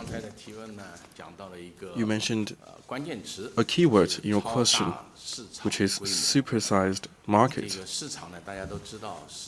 Well, indeed, market in today's world is a rare resource. Certain country takes market as a weapon and a bargaining chip to take a protectionist approach. Well, China as a major responsible country, a supersized economy, we see market as an opportunity for cooperation. Over the years, we have launched 3 signature campaigns: buying in China, exporting to China, and investing in China. The aim is to act on the decision and instruction of the party central committee and leverage the strength and appeal of the huge domestic market and expand volunteer opening up to ensure smooth flow of factors, including goods, services, personnel, technology, and capital in the domestic and international markets, so that we will ensure domestic and international markets are interconnected and reinforce each other and grow together. Specifically, buying in China is to promote the exchange of personnel to attract more international visitors and tourists for inbound consumption and sightseeing shopping. And also, we will diversify the choices for our Chinese people to help them buy global products in China. Exporting to China means to support the entry of more global high-quality products and services into China. As a trading partner, this is our sincere invitation to countries around the world to share China's big market.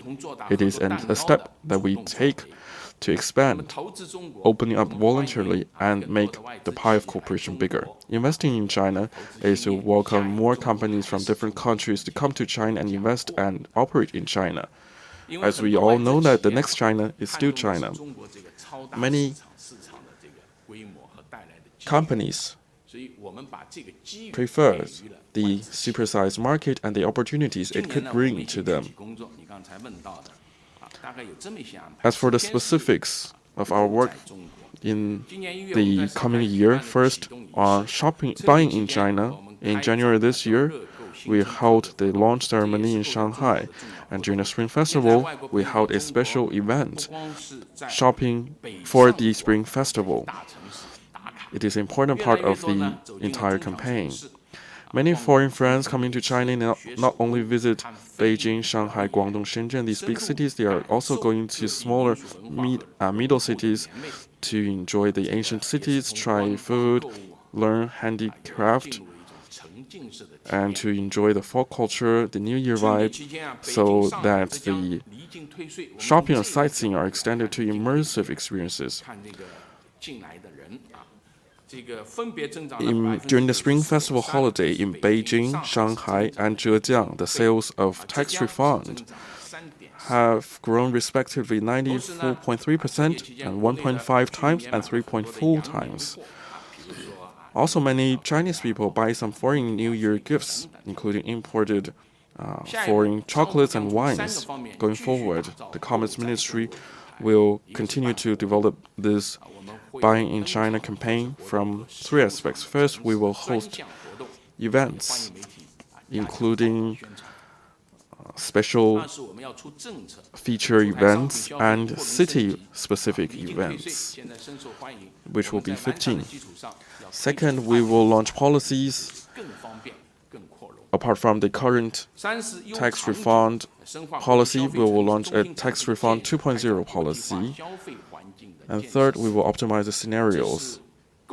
We will carry out a pilot program for building an international consumption environment. On exporting to China, in February, we held the first event in Beijing, and throughout the year, there will be more than 100 serial events. Our work will focus on three aspects. First, reinforcing events.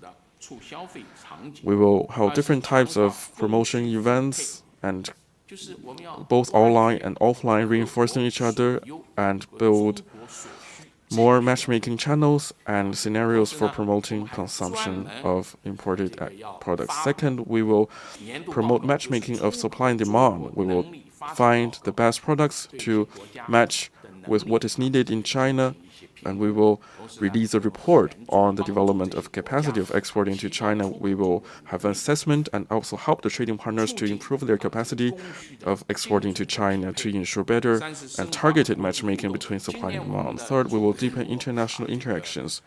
This year, we will invite the United Kingdom, Kazakhstan, Kenya, Thailand as guest countries of honor, and we will work with them in a targeted way. We welcome more countries to take this opportunity to seize the opportunity of exporting to China to make China your best destination of export. On investing in China, the campaign was launched in 2023, and this is the fourth year. It has become a signature campaign for China, attracting foreign investment. This year, we will focus on three aspects to make it a signature campaign going forward. First, the events will be more targeted. We will focus on the new areas, as Minister Zheng just introduced, that these new areas that are followed by the foreign companies to ensure more targeted matchmaking. Second, the services will be improved. Today, we have some good communication service mechanisms at different levels. And we need to make good use of these mechanisms to turn the list of demands into a list of services for them. Third, the platforms will be better. We will continue to host the China International Fair of Investment and Trade in Xiamen and improve the building of free trade pilot zones and national level economic development zones, and welcome more foreign companies to come to China, because next China is still China. China is not only a place where they can earn profit. It is also a gym for foreign companies and a place for trial for foreign companies. Coming to China, we can work together on an equal footing to compete with each other. Apart from that, we have a supersized market, very rich scenarios, so that many foreign companies can innovate and do R&D here in this lab and promote application of their R&D. They are aligned with each other. These three events are aligned with each other, and we will continue to promote the interplay and reinforcement between these campaigns to make them better aligned with each other, to better tap the potential of the Chinese supersized market and make the huge market of China a global opportunity. Thank you. 请北区第二排第10位女士，谢谢。谢谢主持人，我是济南日报新黄河客户端记者。我的问题呢，想要提问给财政部的蓝部长。部长您好，党的20届四中全会提出要加强财政科学管理，我想请问部长具体如何理解？今年的财政科学管理将重点推进哪些工作？谢谢。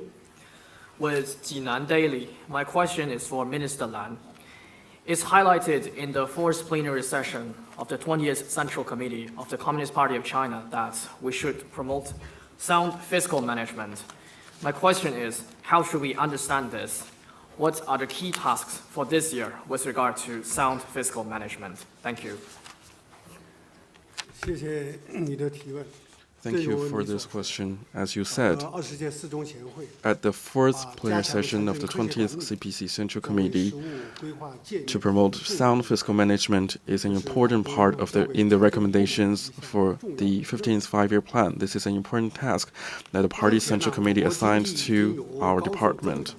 Well, Chinese economy is now shifting from high-speed growth to high-quality development, and the domestic and international environment is becoming more complex and severe. On one hand, the fiscal revenue faces pressure in pursuing growth. On the other hand, the essential demands in national development and livelihood is mounting. There is a tight balance in the fiscal situation. While the fiscal work concerns organizational revenue, micro-regulation, resource allocation, supervision, and management, so we should better allocate the generation, pooling, and use of funds, and make efforts on optimizing or boosting growth, leveraging existing funds, and optimizing the structures. Promoting sound fiscal management is a realistic demand and also a necessary step to serve China's overall strategy and support Chinese modernization.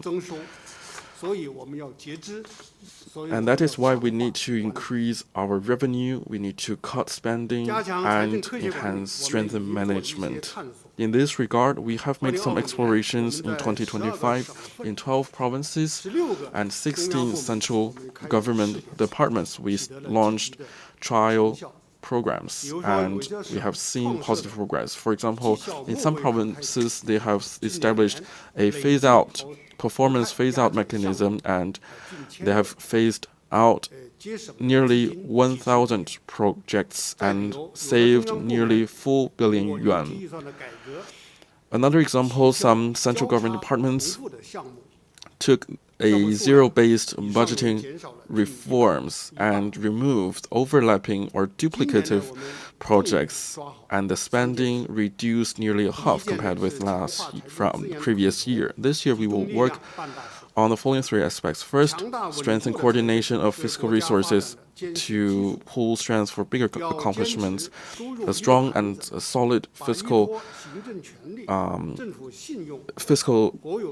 foundation is a foundation for national development. We need to take a single approach to all fiscal funds concerning public interest and having public nature into the management of the budget. We should also look at the overall picture, remove the barriers, among sectors, industries, and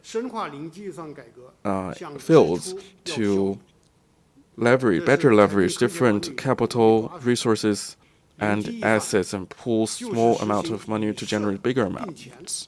Second, deepen reforms on zero-based budgeting reforms and seek greater efficiency from spending. This is an important part, and in terms of zero-based budgeting reforms, we need to decide the budget because on the basis of the issue itself, the affairs itself, and to remove the dependency on the previous figures and formulate budgets in a scientific way.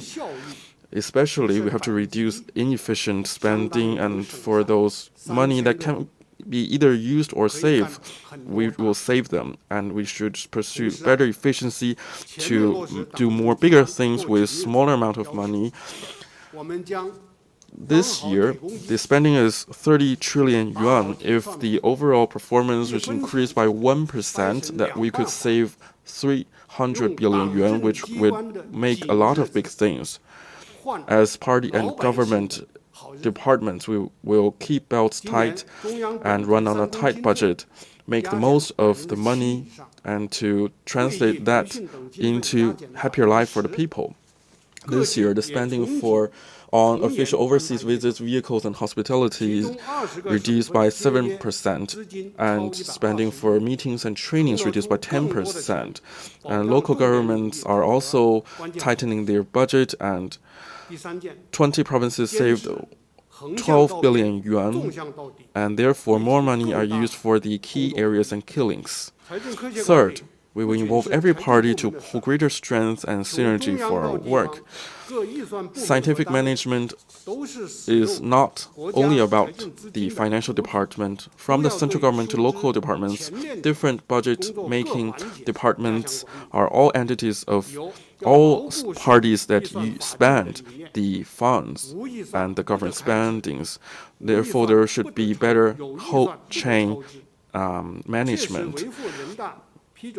We need to stick to the law-based philosophy on budget. We should not spend without budget, and we should not overspend. We should safeguard and uphold the legal authority of the National People's Congress, improving the budget. And then we should ensure the supervision on fiscal spending and ensure every penny is used efficiently. We will continue to deepen our scientific fiscal management to ensure the high quality of fiscal affairs to contribute our efforts to the Chinese modernization. Thank you. 好的，谢谢主持人。新京报贝克财经记者提问，我的问题想提给发改委的郑主任。去年“14.5”成就发布会介绍了102项重大工程成就，中国的空间站、大飞机、三北工程等也成为国际社会的热议的中国名片。那我想请问一下郑主任，您怎么看？请问“15时期还有哪些重大工程项目？后续将怎样推进实施？谢谢。With the Beijing news, my question is for Chairman Zheng. Last year's press conference on the achievements during the 14th five-year plan period presented the progress of 102 major projects. China's space station, large passenger aircraft, and the National Shelter Belt program in Northwest, North, and Northeast China, among many others, have drawn the attention from the international community and become China's brand names. So my question is, what more major projects will be implemented during the 15th five-year plan period? How will these projects be implemented? Thank you. Thank you for the question. From the first five-year plan in the 1950s to the just concluded 14th five-year plan, major projects and programs have been implemented one after another, turning the goals we set into reality one by one.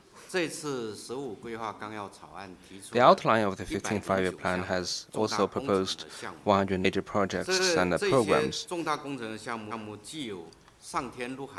They include both major technology, transportation, and other infrastructure projects, and also livelihood projects bearing on the daily necessities of every one of us.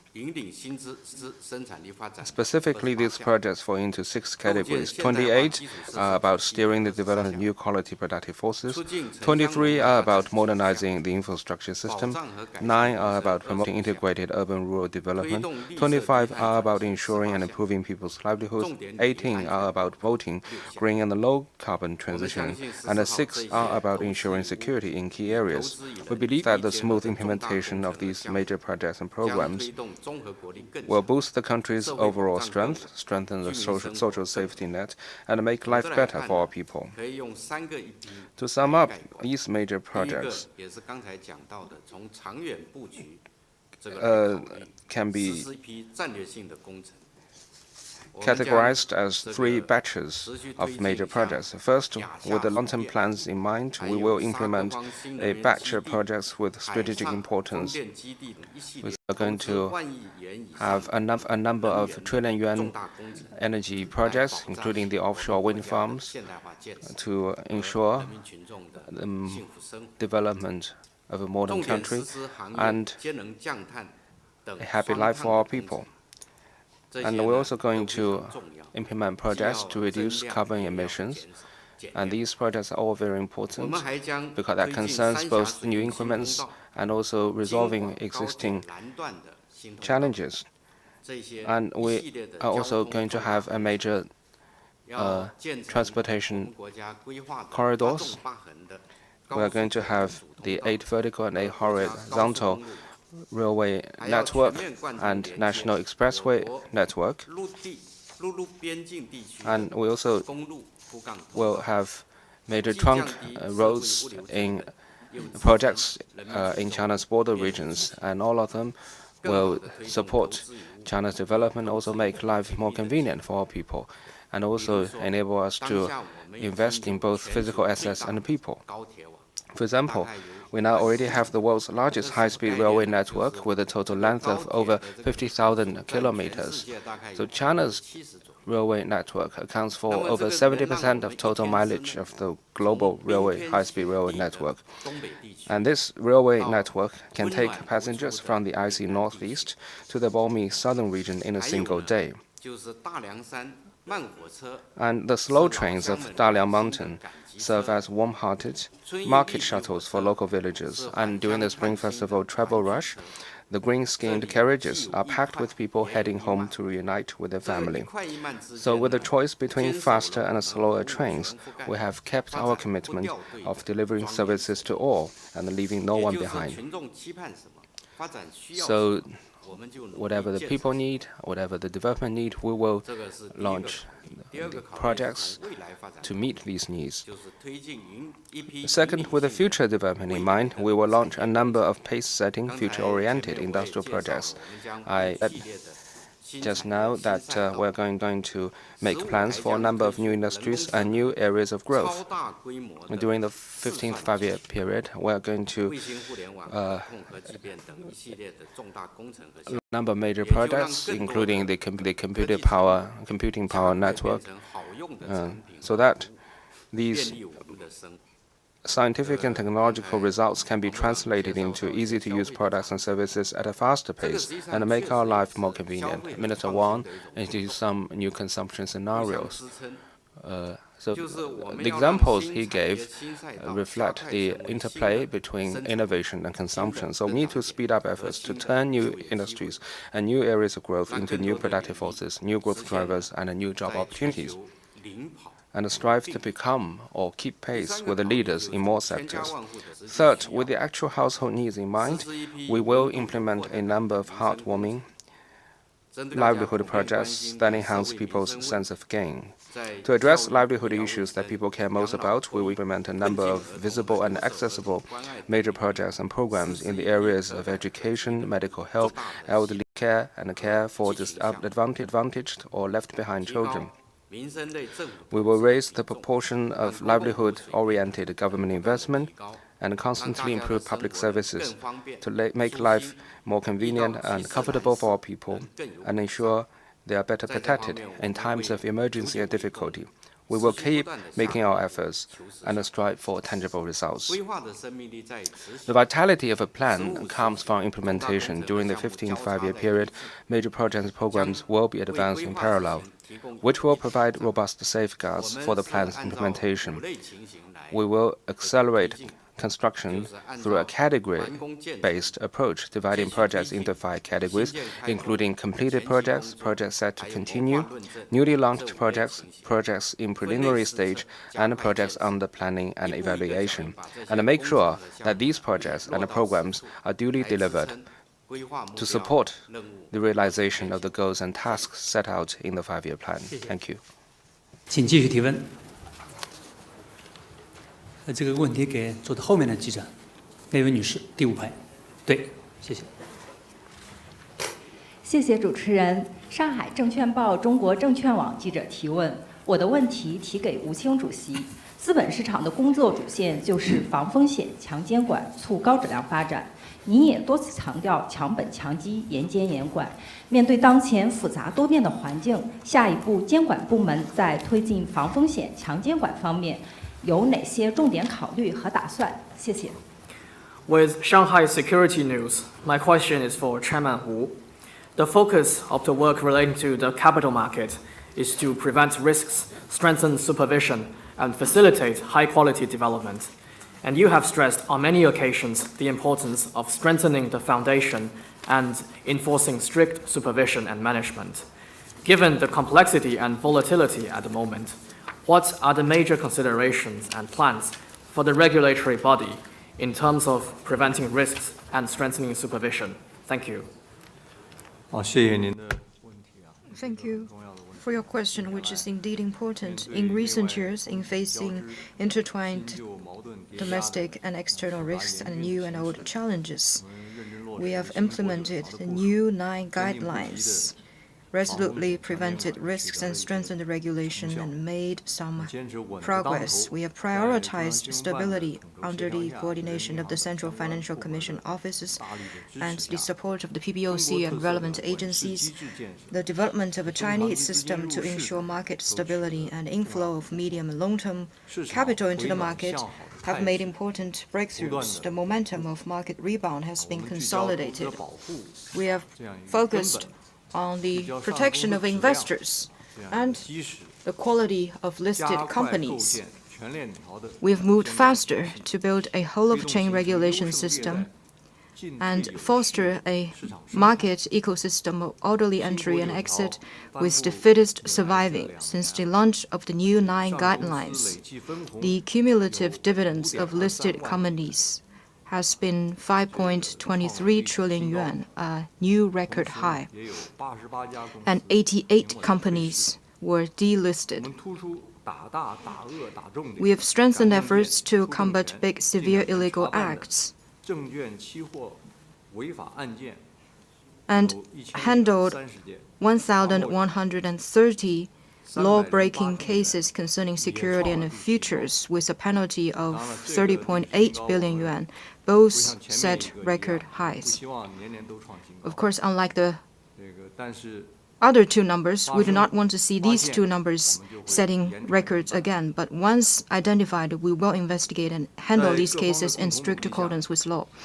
With joint efforts, we have consolidated the foundation of market stability, maintained a rigorous stance, and unleashed the vitality for progress.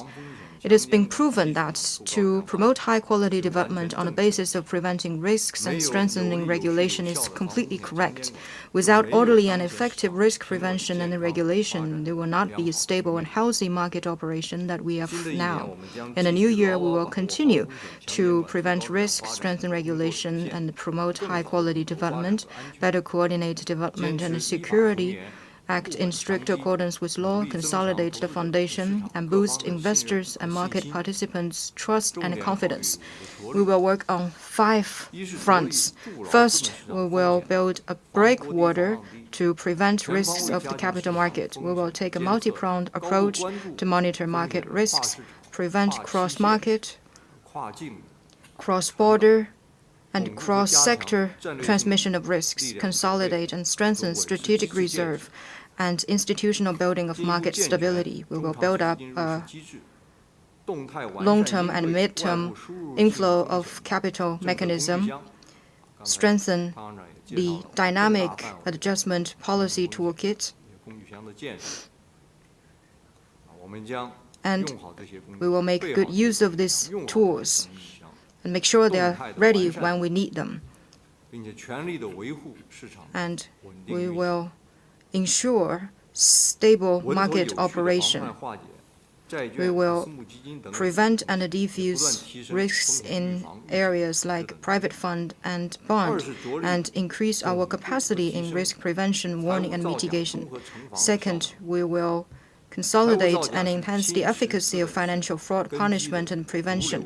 Financial fraud is like a tumor to the capital market. With support from different sides, last year we have put in place a comprehensive prevention and punishment system. 16 listed companies were delisted because of severe financial fraud. The number is higher, much higher than the previous years.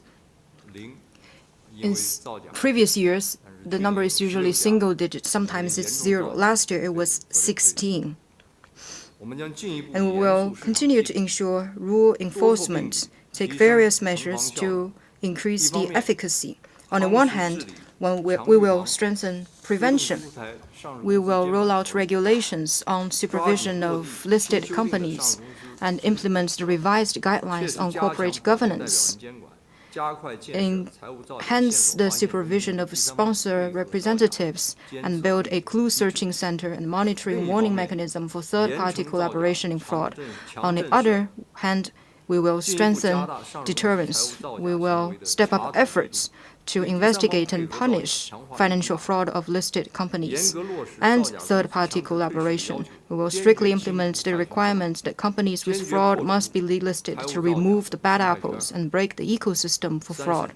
Third, we will guide industrial institutions to focus on their main businesses and regulated development. For securities companies, we will revise and adopt dedicated regulations, support head institutions to grow and smaller ones to seek differentiated development, and encourage them to improve governance, strengthen internal control, and seek asymmetric development. For public fund, we will deepen its reform and guide them to keep to long-term and professional development.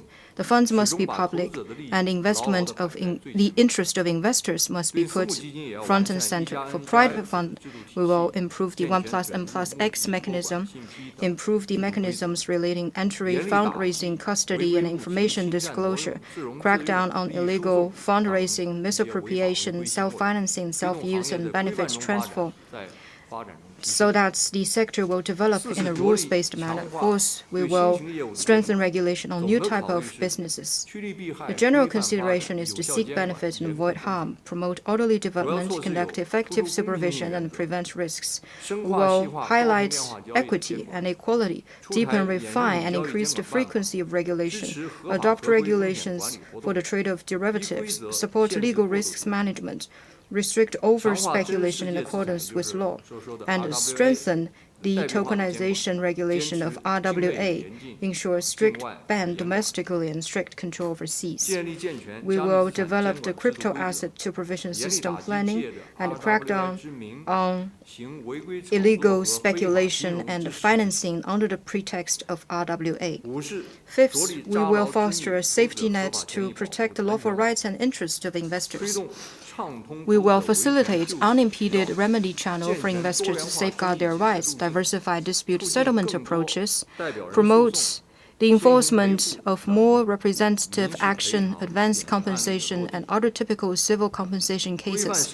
We will regulate the behaviors of listed companies and their main shareholders, PSCs, and intermediary agencies, strictly investigate and severely punish cloud chasing, concept hyping, manipulation, and other behaviors that will hurt investors' interests, so that the market can truly feel equity and justice, and different market participants will stay committed to law and credibility. Thank you. 谢谢，请大家继续提问。第一排第3位女士，谢谢。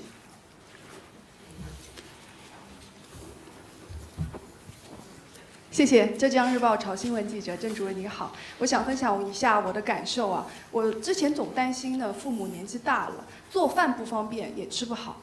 过年时候回家的时候，发现楼下的社区食堂，它其实是方便实惠又健康的，而且我又发现了旁边还有托儿所啊、健身房啊、社区医院、老年大学，这些其实都是非常受欢迎。但是我也观察到，目前的这些服务其实它的覆盖面是有限的，所以我想请问，就是我们的15、17怎么去推广这些民生服务？谢谢。With Zhejiang Daily, my question is for Chairman Zheng.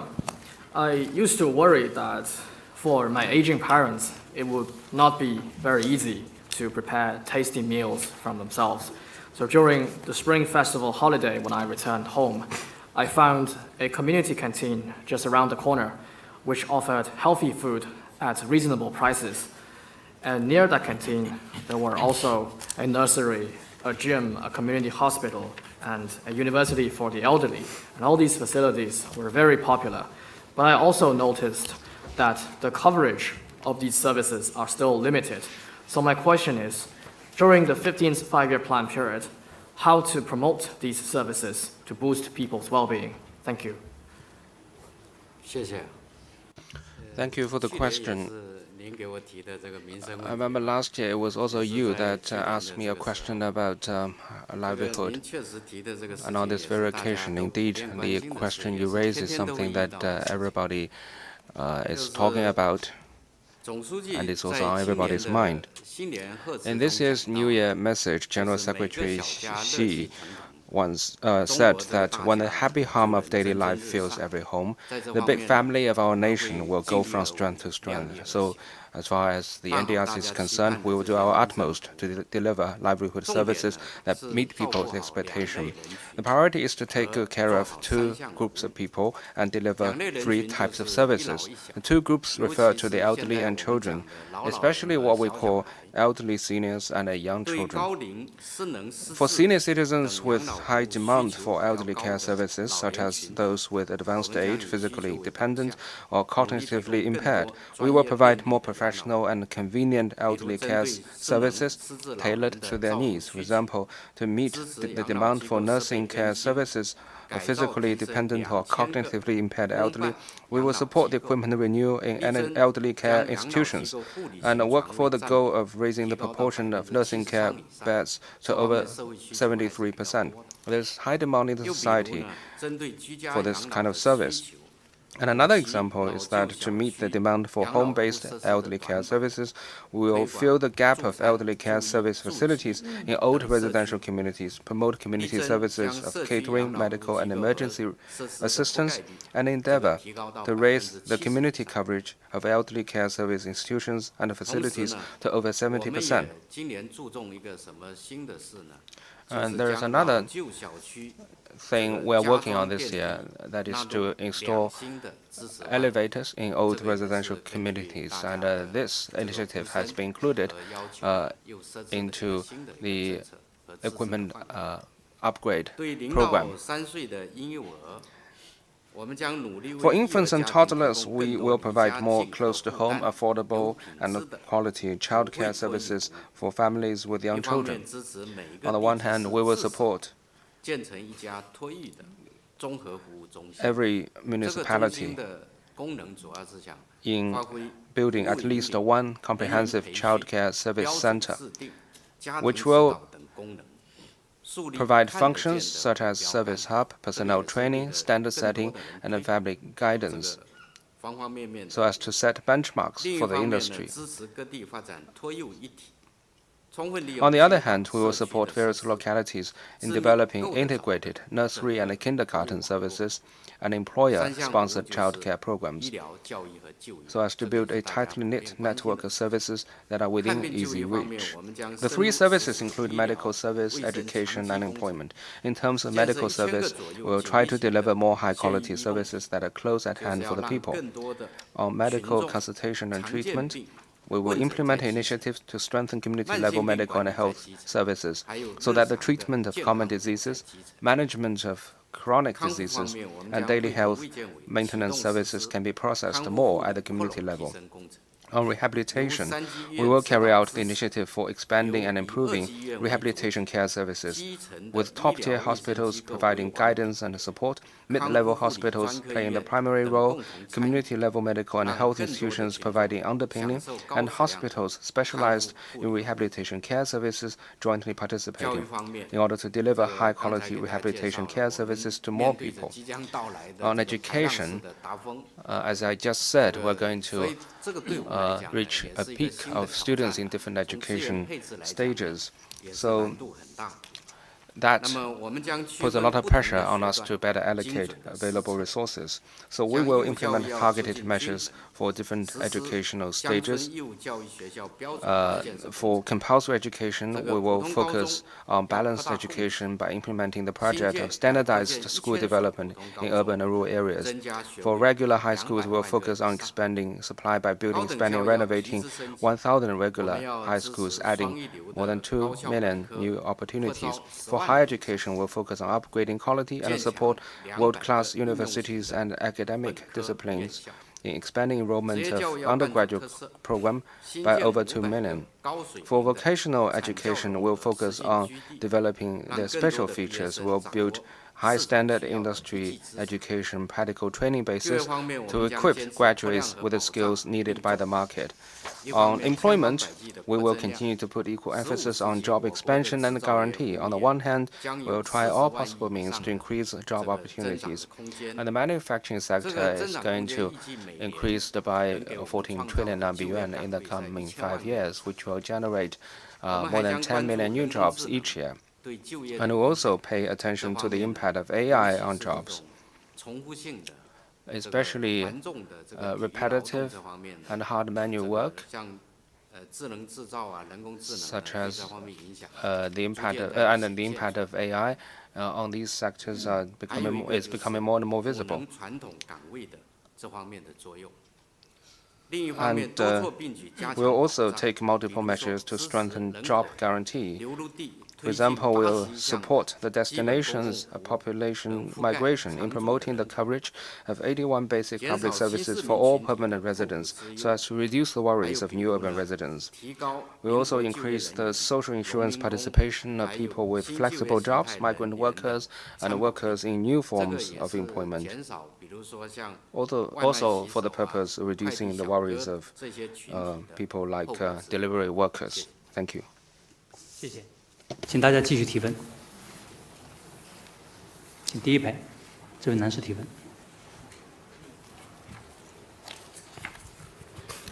Thank you. Market News International. A question for Governor Pan and the People's Bank of China.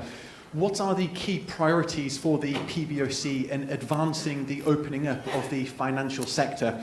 And what specific measures will be taken this year to further promote the opening up of the financial sector? And what progress was made last year? Thank you. 美国国际市场新闻社，我的问题提给潘行长和人民银行。当前，人民银行在推进金融业对外开放方面重点工作有哪些？今年将采取哪些具体举措，进一步推动金融业对外开放？去年在这一领域取得了哪些进展？谢谢。好，谢谢你的问题。 Thank you for your question. 金融业的开放呢， The opening up of the financial sector is an important part of China's overall reform and opening up.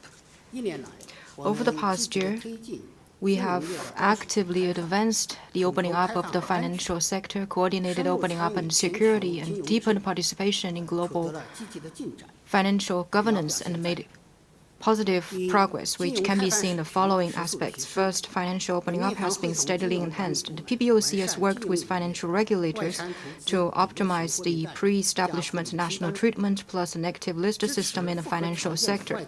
We have supported qualified foreign financial institutions in participating in financial pilot programs. And we have designated several foreign banks as RMB clearing banks. We have deepened financial market connectivity and facilitated more investors to invest in China's financial market. By the end of last year,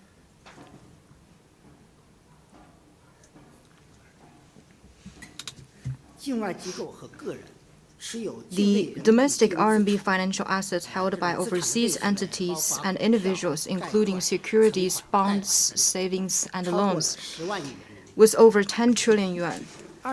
In 2025, multiple governments, international development institutions, financial institutions, and large companies issued over 170 billion yuan of PANA bonds, whose total size grew by 34%. Now, the PANA bonds in China's mainland and typical Chinese bonds overseas, the market has been very dynamic. There have been some reports by Bloomberg and South China Morning Post. Second, we have advanced internationalization to provide more diversified monetary choice for entities at home and abroad. We have improved the institutional arrangements for cross-border use of RMB and financial infrastructure, gradually expanded bilateral local currency swap, and supported the use of the money in cross-border trade, investment, and financing. We have promoted the development of offshore RMB markets, increasing the demand for RMB. On a comparable basis, RMB has become China's largest settling currency in foreign exchange receipts and payments, the world's second largest financing currency, and third largest payment currency. Its weight in the IMF SDR currency basket ranked the third, which is provide facilitation for cross-border trade and investment and will help to bring down exchange rate risks and costs. Third, we have steadily carried out international cooperation and participated in international financial governance.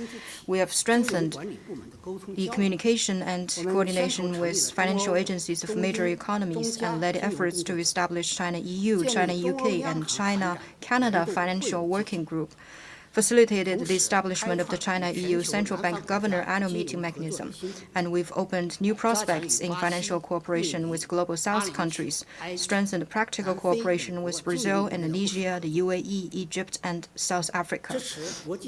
We have supported the launch of the IMF Shanghai Center and facilitated macroeconomic policy coordination and communication between Asia-Pacific countries. Moving forward, the PBOC will continue to steadily advance high-standard financial opening up, service China's high-quality economic development, and build a fairer and more just, inclusive, and resilient global financial governance system. First, we will promote the high-standard opening up of financial services and financial market. We'll keep to the principle of market-oriented, law-based, and internationalized, make financial opening up policies more transparent, stable, and predictable. We will continue to increase the connectivity of domestic and foreign financial markets and the cross-border synergy of payment systems to make it more convenient for foreign investors. We will advance RMB internationalization in an orderly way and develop offshore RMB markets. We will support the development of Shanghai as an international financial center and enhance the role of Hong Kong as an international financial center. Second, we will firmly implement the global governance initiative put forward by General Secretary Xi Jinping and actively participate in the reform of the global financial governance. Last year, on this topic, in June at the Lujiazui Forum, I expounded on this topic, which includes that we will strengthen international macro policy communication, promotes the multipolar development of the international monetary system, build a safer, more efficient, and diversified cross-border payment system, foster diversified and efficient global financial safety net, and better ensure global financial governance and improve the international financial organization governance to increase the voice and representation of emerging markets and developing countries. Given the current geopolitical context, we are still faced with many challenges in carrying out this work. But geopolitical changes have also created new momentum for reforming global financial systems. There is a stronger call internationally for global financial reform. Third, we will enhance the capacity building of supervision in line with high standard opening up and strengthen financial risk prevention as we open up wider and safeguard national financial security. Thank you. Friends from the media, in the interest of time, this concludes our press conference on economy. Thank you. In the interest of time, today's press conference ends now. Thank you for your participation. Thank you.